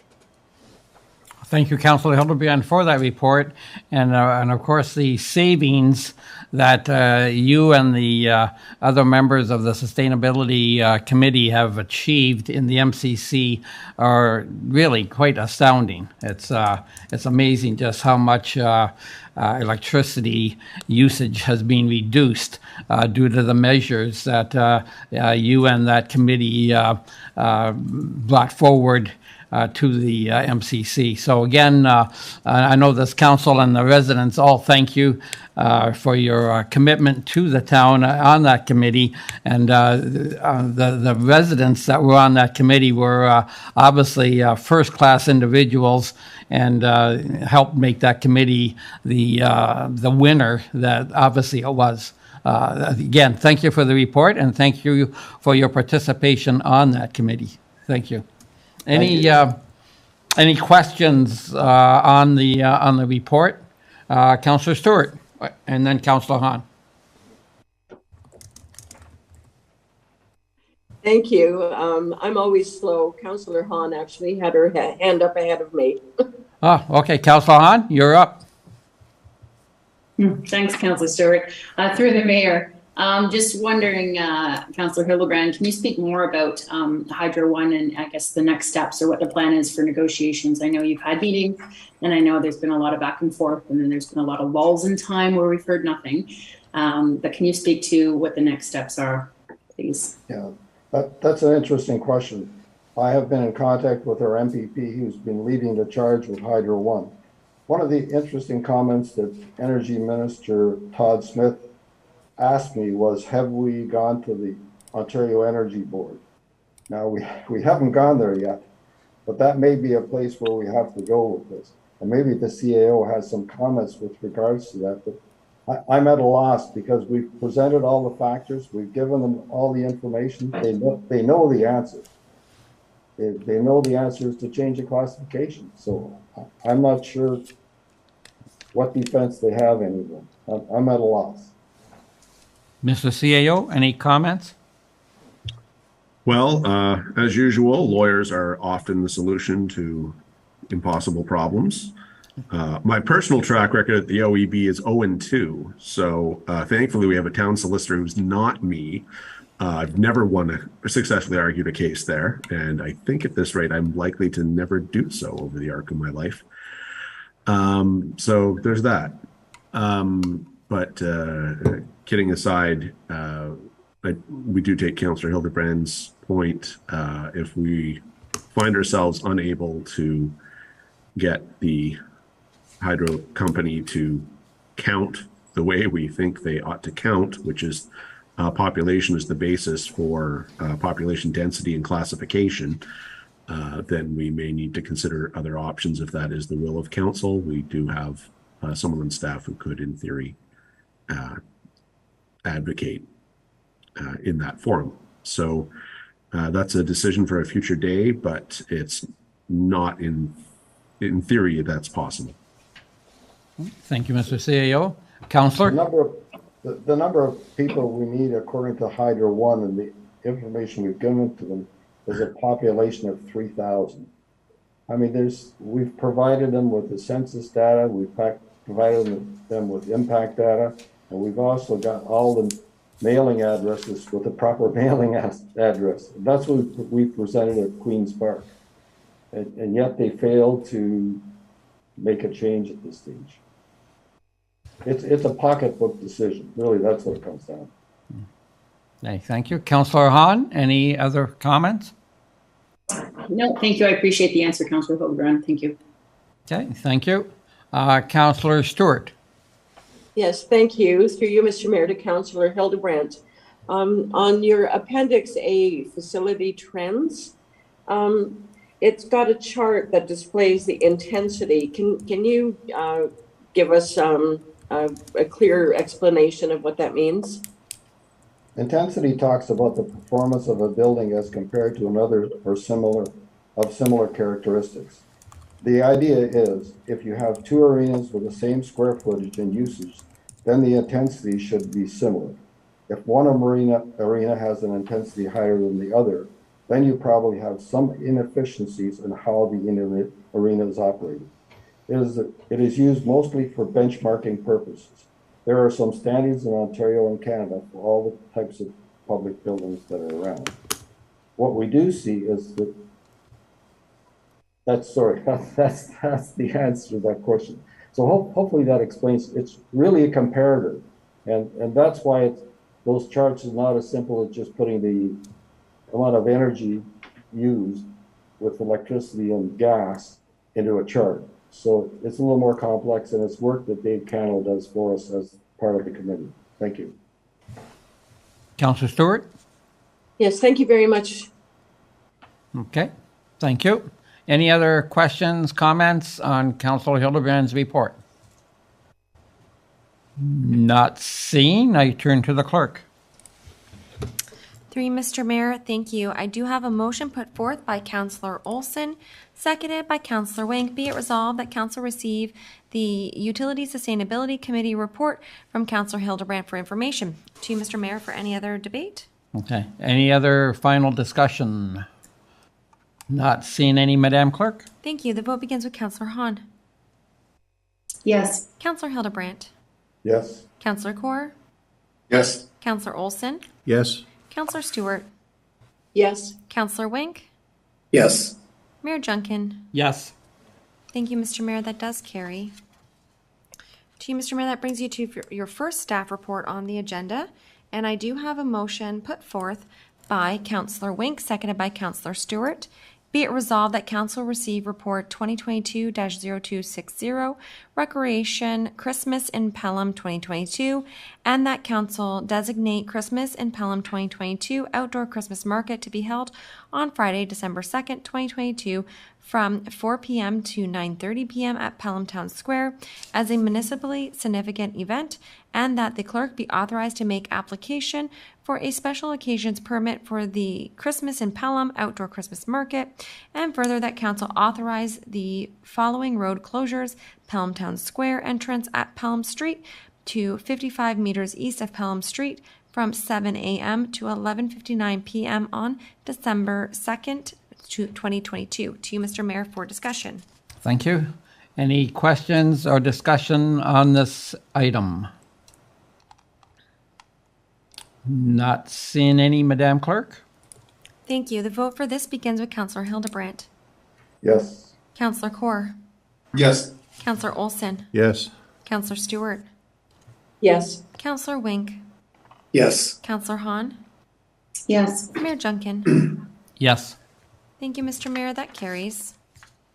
To you, Mr. Mayor, your next staff report is with respect to Summerfest, and I have a motion put forth by Councillor Hahn, seconded by Councillor Stewart. Be it resolved that Council receive report 2022-0244 Recreation Pelham Summerfest 2022 final report, and that Council declare Pelham Summerfest 2023 July 13 to 16, 2023, a municipally significant event, and that council consider increasing the level of funding for the 2023 Pelham Summerfest to $25,000 from $15,000 as part of the 2023 budget approval process. To you, Mr. Mayor, for discussion. Thank you. Any questions, comments on this report? Not seeing any, Madam Clerk. Thank you, Mr. Mayor. This vote begins with Councillor Kaur. Yes. Councillor Olson. Yes. Councillor Stewart. Yes. Councillor Wink. Yes. Councillor Hahn. Yes. Councillor Hildebrandt. Yes. Mayor Junkin. Yes. Thank you, Mr. Mayor. That does carry. To you, Mr. Mayor, I do have a motion put forth by Councillor Kaur, seconded by Councillor Hildebrandt. Be it resolved that Council receive Report 2022-0264 Summer Chill Series 2022 Final Report, and that Council designate Pelham Summer Chill Supper Market to be held on Thursdays between June to September 2023 in Peace Park as a municipally significant event on the following dates: June 8th, 2023, 4 to 11 p.m., June 15, 2023, from 4 to 11 p.m., June 22nd, 2023, 4 to 11 p.m., June 29th, 2023, 4 to 11 p.m., July 6, 2023, 4 to 11 p.m., July 13, 2023, 4 to 11 p.m., July 20th, 2023, 4 to 11 p.m., July 27th, 2023, 4 to 11 p.m., August 3rd, 2023, 4 to 11 p.m., August 10th, 2023, 4 to 11 p.m., August 17th, 2023, 4 to 11 p.m., August 24th, 2023, 4 to 11 p.m., August 31st, 2023, 4 to 11 p.m., September 7th, 2023, 4 to 11 p.m., September 14th, 2023, 4 to 11 p.m., September 21st, 2023, 4 to 11 p.m., and that the clerk be authorized to make an application for special occasion permit for Pelham Summer Chill Supper Market, and that council approve road closures Thursday nights from June 8th, 2023 to September 21st, 2023 from 5 p.m. to 9 p.m. between 39 Pelham Town Square and 31 Pelham Town Square. To you, Mr. Mayor, for discussion. Okay, thank you. Any discussion, questions, comments on this item? Councillor Hildebrand. Through you, Mr. Mayor, to the Director of Recreation. Going into September for this event, like this year we ended in August. Was there a particular reason why we're going into September this time? To Ms. Van Ravensway.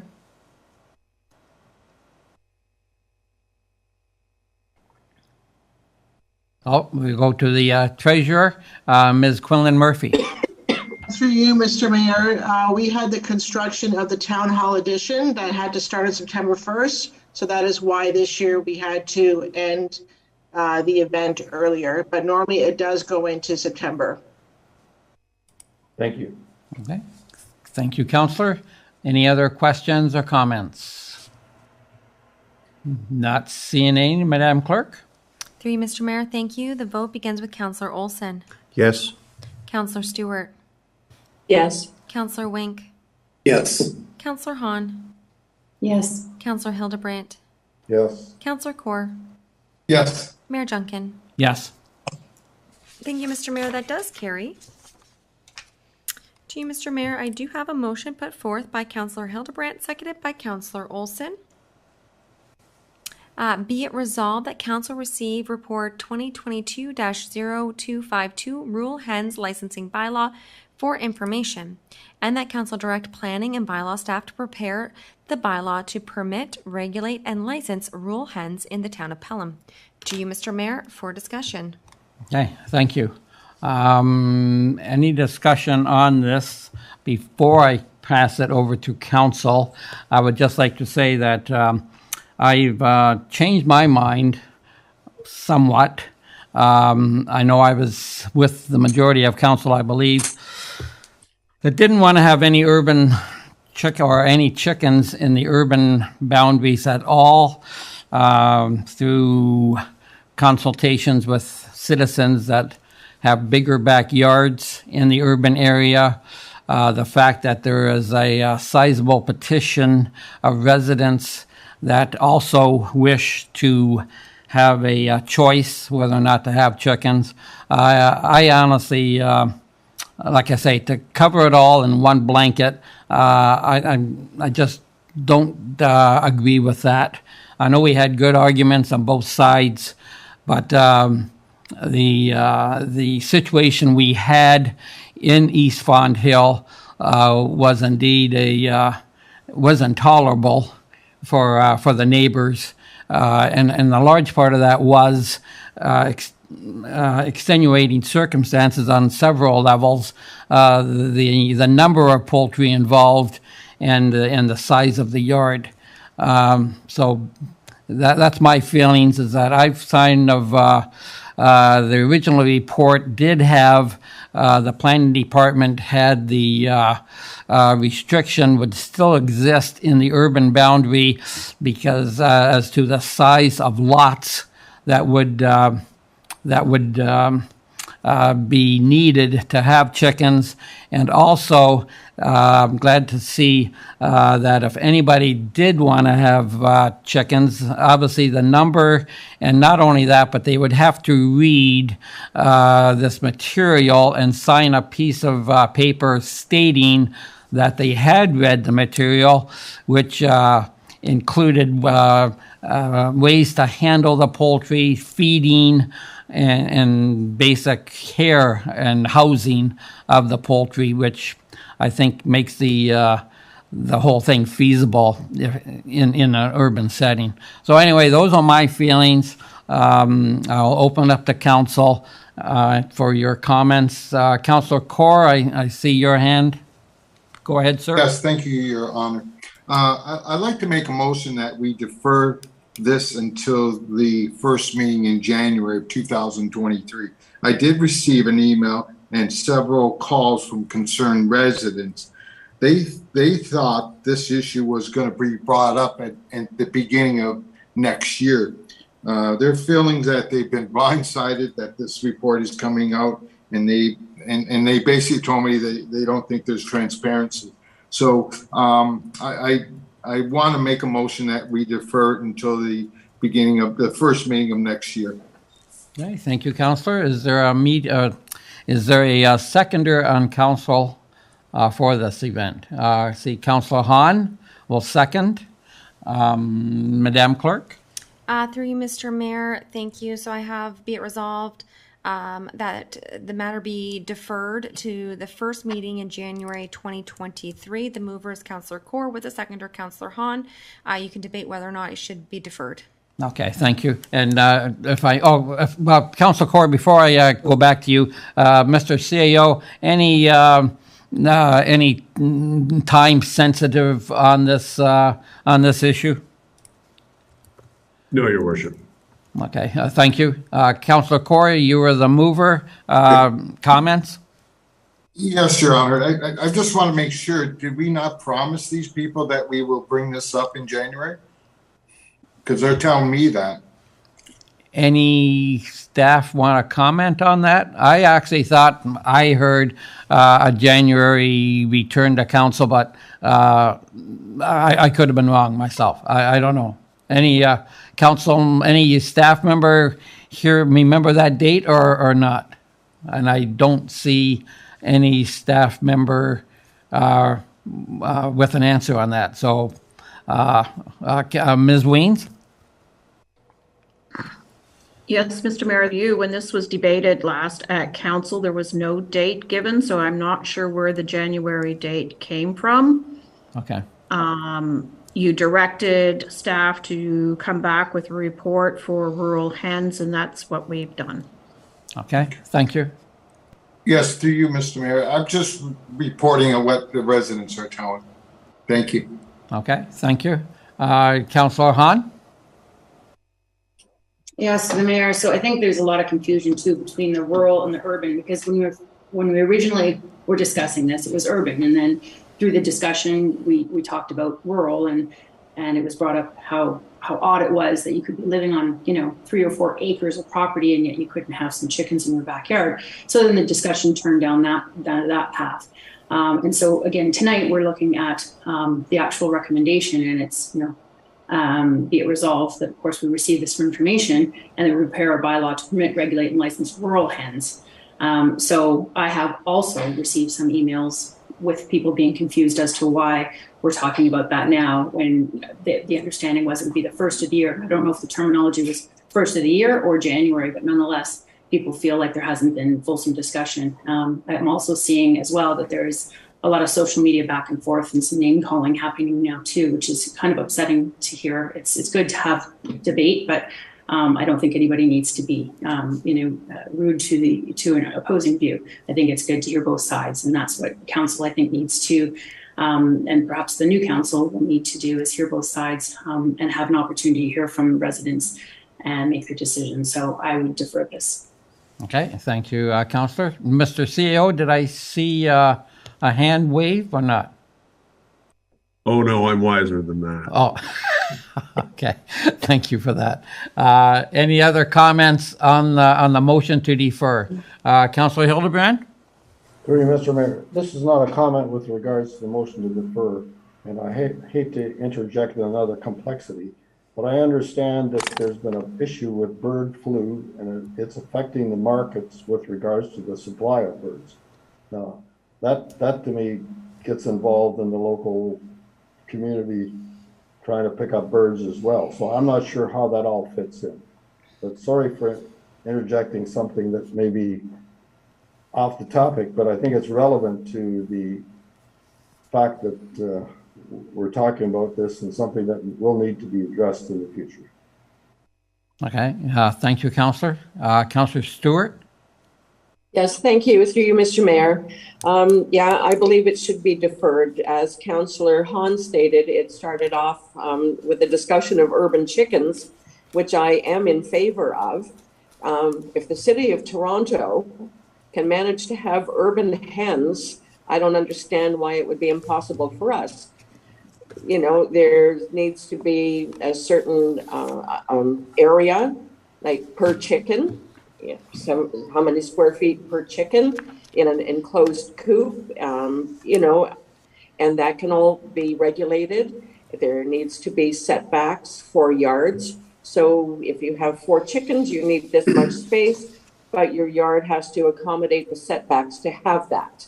So we're not talking about putting it on a townhouse lot where your backyard is, 3 by 9. We're talking about the whole town of Pelham, where we have most of our area has city lots that could accommodate 4 hens, 4 nice quiet clucking hens that eat a lot of insects besides their feed.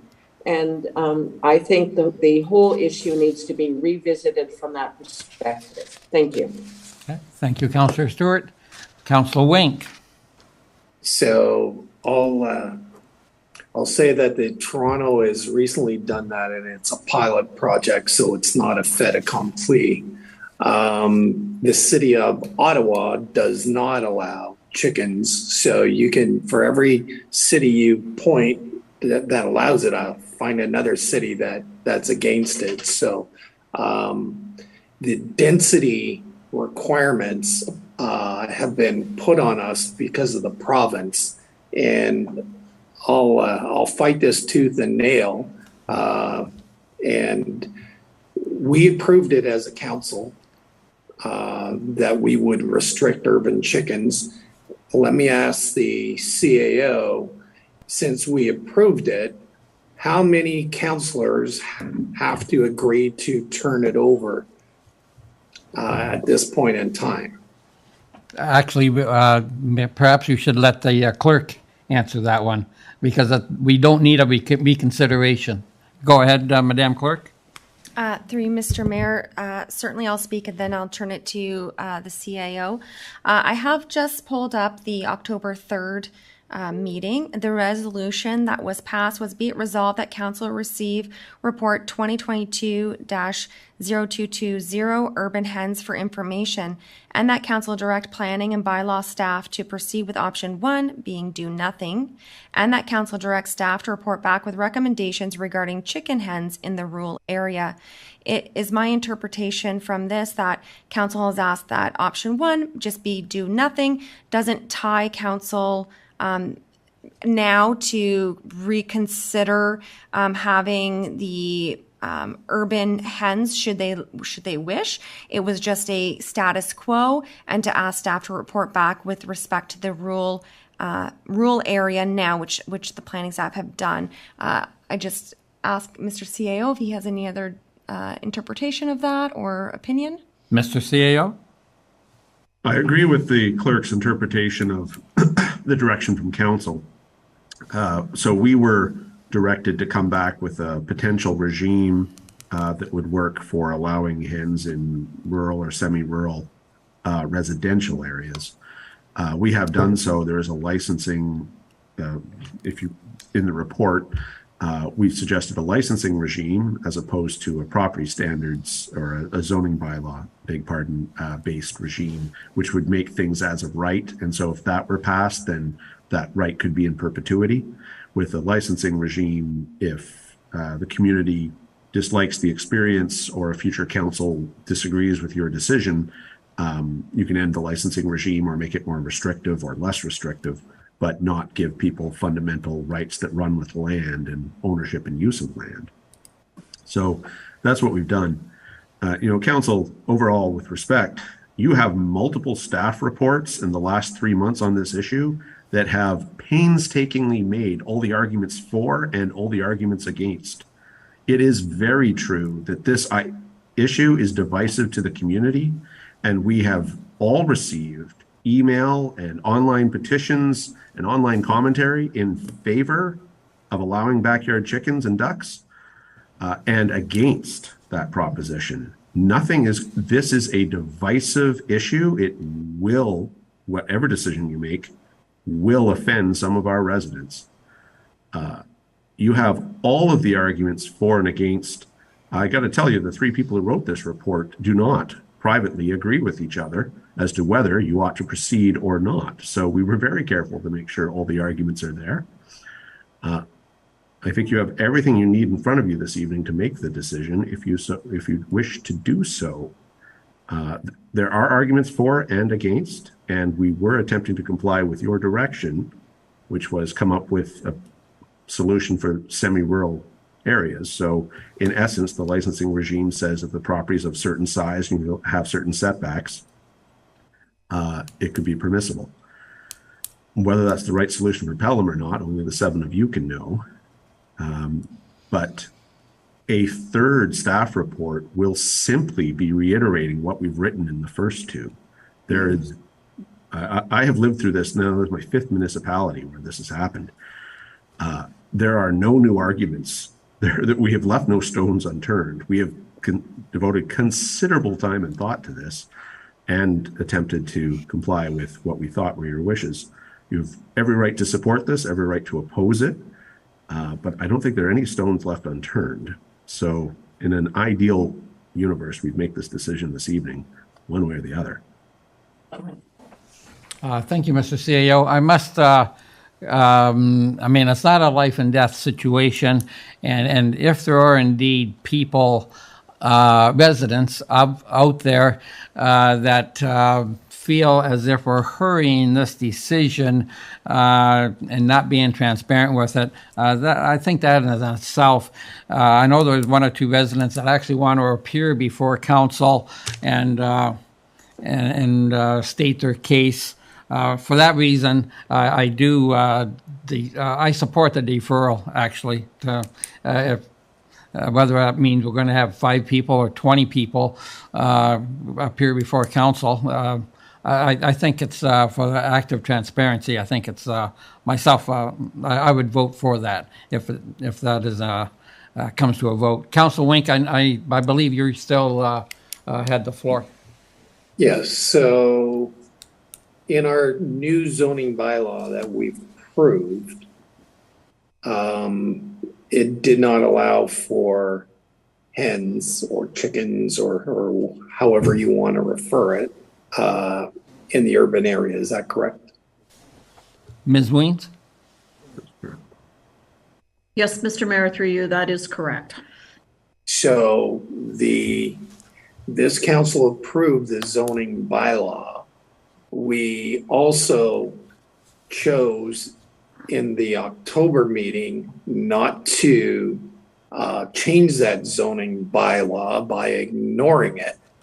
So how can we turn it over at this point in time when we essentially approved the bylaw? Okay. We'll go back to Madam Clerk, and perhaps you can, again, give us your interpretation. Through you, Mr. Mayor, thank you. What was approved by council was certainly to receive the report for information and just directing staff at this time to do option one, which was just simply to do nothing. So council didn't really commit to doing anything other than just leaving something as a status quo and asked staff to further report back. It is my opinion that council's hands are not tied and that council, if they wish to consider urban hens in the future, they're able to do so simply just because they said, let's just do nothing. And you didn't pick one of the options to either. And it wasn't clear. Council did not say to forbid or to not allow. It was just simply to continue with status quo, which was to do nothing. I'm not sure if that helps the councillor or if the CAO has any other commentary he'd like to add. Well, I believe that, and Mr. CEO, correct me if I'm wrong, that once the clerk has made a ruling, that is her ruling. Is that not, Mr. CAO? No, Your Worship. The actual ruling comes from you. Our system, though, the clerk and I give you pointed advice, which we hope you strongly consider, but that is the chair's prerogative, one way or the other. Look, council, you are free. You have the legal capacity to defer this item this evening. You also have the legal capacity to make the decision this evening. That's our reality here. This became a live issue back in April. It is now November. There have been multiple staff reports on the issue. That being said, it is true that some residents do feel they would like to come and speak. Arguments they make are ones that are essentially encapsulated in either this or the last staff report. Those who speak in favor speak of educating their children, of access to safe local food, of connection to the supply chain. Those who speak opposed cite things like disease and vermin and noise and infringement on their lifestyle. These are arguments that are made in every municipality. This issue divides. Councillor Wink and Councillor Stewart are both correct. There are big cities that have gone for and against this. This is an issue where reasonable people disagree. It is extremely divisive, but there is nothing new left. There only be the number of people who come out and speak for and against. That's all that remains. Okay, and I can appreciate that, and but I want to, but Councillor Wink has raised a valid point, and that's the ruling I'm talking about. Is Councillor Wink feels that we should have that this is a reconsideration, but the ruling from the clerk is no, this is not a reconsideration. Right or wrong, Mr. CEO? Then the clear thing to know is we have a zoning bylaw that prohibits chickens in urban areas. Animals of farm animals and animals of husbandry in urban areas. So right now they are prohibited. That's the key piece. That's where you sit. That's the law in Pelham as we sit here this evening. So the question on, is it a reconsideration? You gave us a direction to come back and do something, but that direction wasn't actually passing a new bylaw. You did, as a policy sort of decision, say, well, we'd like to ignore, we won't make any changes, which is to say status quo means chickens are banned, as are ducks, etc., horses and cows for that matter. So that's the law as it currently stands before you. We are suggesting not changing the zoning bylaw, but however, carving out an area, if it is the will of the majority of council to allow chickens in backyards, to do it through a licensing regime and not change the zoning bylaw. So there'd be a permission to license them. And as the report says, there'd be a way to do that. So that's the model we no matter what our personal thoughts are on whether it's a good idea or not, I think we're all agreed that licensing would be the way to do it if that's the will of council to do it. So I don't think you're caught by reconsideration at the moment. I do think you're capable of making any decision you want this evening. From where I sit, there's adequate information. This has been a live issue for half a year. The community's been alive to it for a couple of months. And frankly, we are aware of the existence of chickens in backyards in the urban space. So a decision sooner is better than a decision later, but we will respect, ultimately, if you feel the public input outweighs the value of a timely decision, we will respect that and end up dealing with this early next year. Okay, thank you for that, Mr. C. Councillor Wink, any last comments? No. Okay, thank you. Councillor Stewart? Yes, thank you. Through you, Mr. Mayor, I'm in agreement that we should defer this decision. To Councillor Wink's point about Toronto, yes, it is a pilot project. I am aware of that, but they have expanded the areas of the city where they're allowing the urban hens, and they've also extended the pilot project by another year. And to the point of the chickens attracting vermin, so what's next? We're going to ban backyard bird feeders because they attract more than birds. You got squirrels, chipmunks, mice, and rats. They're all hungry. And I don't think chickens are going to attract any more than a backyard bird feeder. Thank you. Okay, thank you, Councillor Stewart. Any other comments? Right now, I believe, Madam Clerk, we are voting or discussing the deferral. Through you, Mr. Mayor, yes. What is on the floor is the motion to defer to the first meeting in January. Okay, so is there any more comments to be made on the motion before us, which is to defer until January?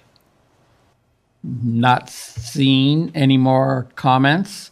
Madam Clerk, please call the vote. Thank you. The first vote begins with Councillor Hahn. Yes. Councillor Hildebrandt. Yes. Councillor Kaur. Yes. Councillor Olson. No. Councillor Stewart. Yes. Councillor Wink. No. Mayor Junkin. Yes. Thank you, Mr. Mayor. That does carry. The item has been deferred.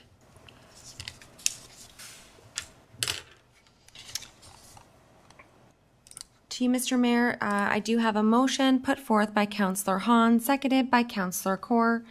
Be it resolved that Council of the Town of Pelham, having given due consideration to the following bylaw, do now read a first, second, and third time and do pass same, and that the mayor and clerk be and are hereby authorized to sign and seal the bylaw. 1. Bylaw number 4496/2022, being a bylaw to regulate the clearing, and maintenance of land in the Town of Pelham, and to repeal bylaw number 4453/2022. To you, Mr. Mayor, for discussion.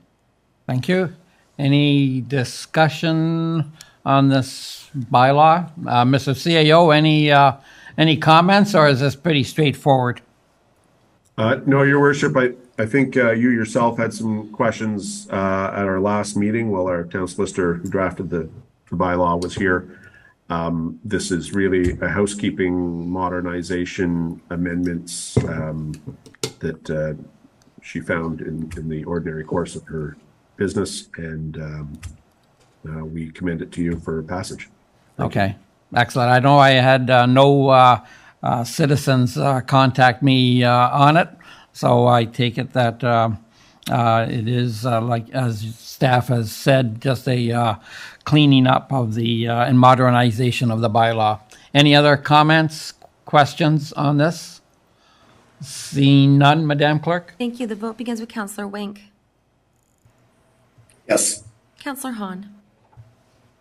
Yes. Councillor Hildebrandt.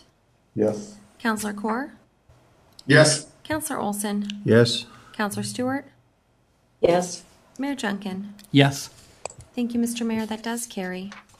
To you, Mr. Mayor, that brings us to motions and notices of motion. We do have a motion put forth by Counselor Olson. Counselor Olson, would you like to read it into the record, or would you like me to do that? I would prefer if you read it in, please. Certainly. This motion is being put forth by Counselor Olson, seconded by Counselor Wink. Whereas the town of Pelham is committed to recognizing and commemorating the annual nationwide Day of Remembrance on November 11th to mark the sacrifice of many who have fallen in their service of their country and acknowledge their courage, valor, and sacrifice of the military personnel who served and continue to serve. And whereas the Canadian Warplane Heritage Museum hosts an annual Remembrance Day service honoring those who have served their country and recognizing the members of today's Canadian Armed Forces who build upon the legacy of our fallen heroes. And whereas the Canadian Warplane Heritage Museum facilitates the military tradition of a community cenotaph flyover traversing Hamilton and participating communities as part of the Remembrance Day service. And whereas the Canadian Warplane Heritage Museum annually calls upon communities within the Greater Golden Horseshoe for monetary support to offset the expense of operating the vintage military aircraft to be used during the community cenotaph flyovers. Now therefore be it resolved that Council for the Town of Pelham pledge an annual contribution of $2,500 adjusting for inflation as appropriate, whereby the Canadian Warplane Heritage Museum ensures the town's inclusion in the annual Act of Remembrance, and that staff be directed to include this expenditure as part of the 2023 budget and future budget year processes for council's consideration. To you, Mr. Mayor, for discussion. Okay, thank you. Before we have a discussion, I'll ask for comments. Any further comments from the motion provider? Councilor Olson? Yes, thank you, Mr. Mayor. We're fortunate to have the Legion Branch 613 in our community. They provide a lot of services to our veterans, our seniors, and people who just don't get out to take part in the community events. And this is one opportunity where we can have honor our veterans and honor the people who supported them at home. Often, I think the people that are really the people who should be remembered are the people that stayed at home and the people that worked in the war factories and things. And this is an opportunity for the town to extend our partnership. I know they appreciate the fact that we store and put up the banners and those type of things, but this is an effort to show the appreciation and deepen the partnership with the Legion. Okay, thank you, Councilor Olson. And Councilor Wink as a seconder, any further comments? Yes, so I want to thank Councilor Olson for bringing this forward. I believe that last November we were in the same boat where at the last minute we were agreeing to pay $2,500 for the annual flyover. I think it's worthwhile that instead of this coming back to council year after year after year, is that we do build it in the budget. I concur with all the comments that Councilor Olson has said, and like to see this tradition continue for our town. Thank you for those comments. Any other comments on this item from any other councillor? Not seeing any. I would also, however, like to say that I think this is a great initiative for this council to put into the budget. It's a fantastic way to help the ceremony on November 11th of Remembrance. It's actually pretty touching when you're there around the cenotaph and you're hearing the speakers, and then to have these planes do a flyover. It just it really is adds to the event, that's for sure, and cements why everyone is there to begin with. So I truly will support this initiative. Thank you. To the clerk. Through you, Mr. Mayor, thank you. If there's no other debate, the vote begins with Councillor Hahn. Yes. Councillor Hildebrandt. Yes. Councillor Kaur. Yes. Councillor Olson. Yes. Councillor Stewart. Oh, it looks like Councillor Stewart might be frozen. Oh, Councillor Stewart is frozen. Okay, Councillor Wink. Yes. I don't see Councillor Stewart having returned, so I'm going to note that she's absent during this particular vote. And Mayor Junkin. Yes. Thank you, Mr. Mayor. That does carry.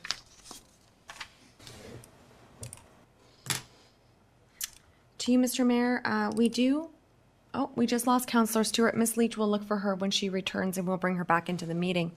I do have a motion put forth by Councillor Olson, seconded by Councillor Hildebrandt. Be it resolved that the next portion of the meeting be closed to the public in order to consider one housekeeping matter, closed session minutes. To you, Mr. Mayor, for discussion. Any discussion on this motion? Not seeing any, Madam Clerk? Thank you. The vote begins with Councillor Hildebrandt. Yes. Councillor Kaur. Yes. Councillor Olson. Yes. Councillor Stewart still not with us. Councillor Wink. Yes. Councillor Hahn. Yes. Mayor Junkin. Yes. Thank you, Mr. Mayor. That carries. If you can just give me a moment to turn off the recording and the streaming. Thank you. Yes, of course.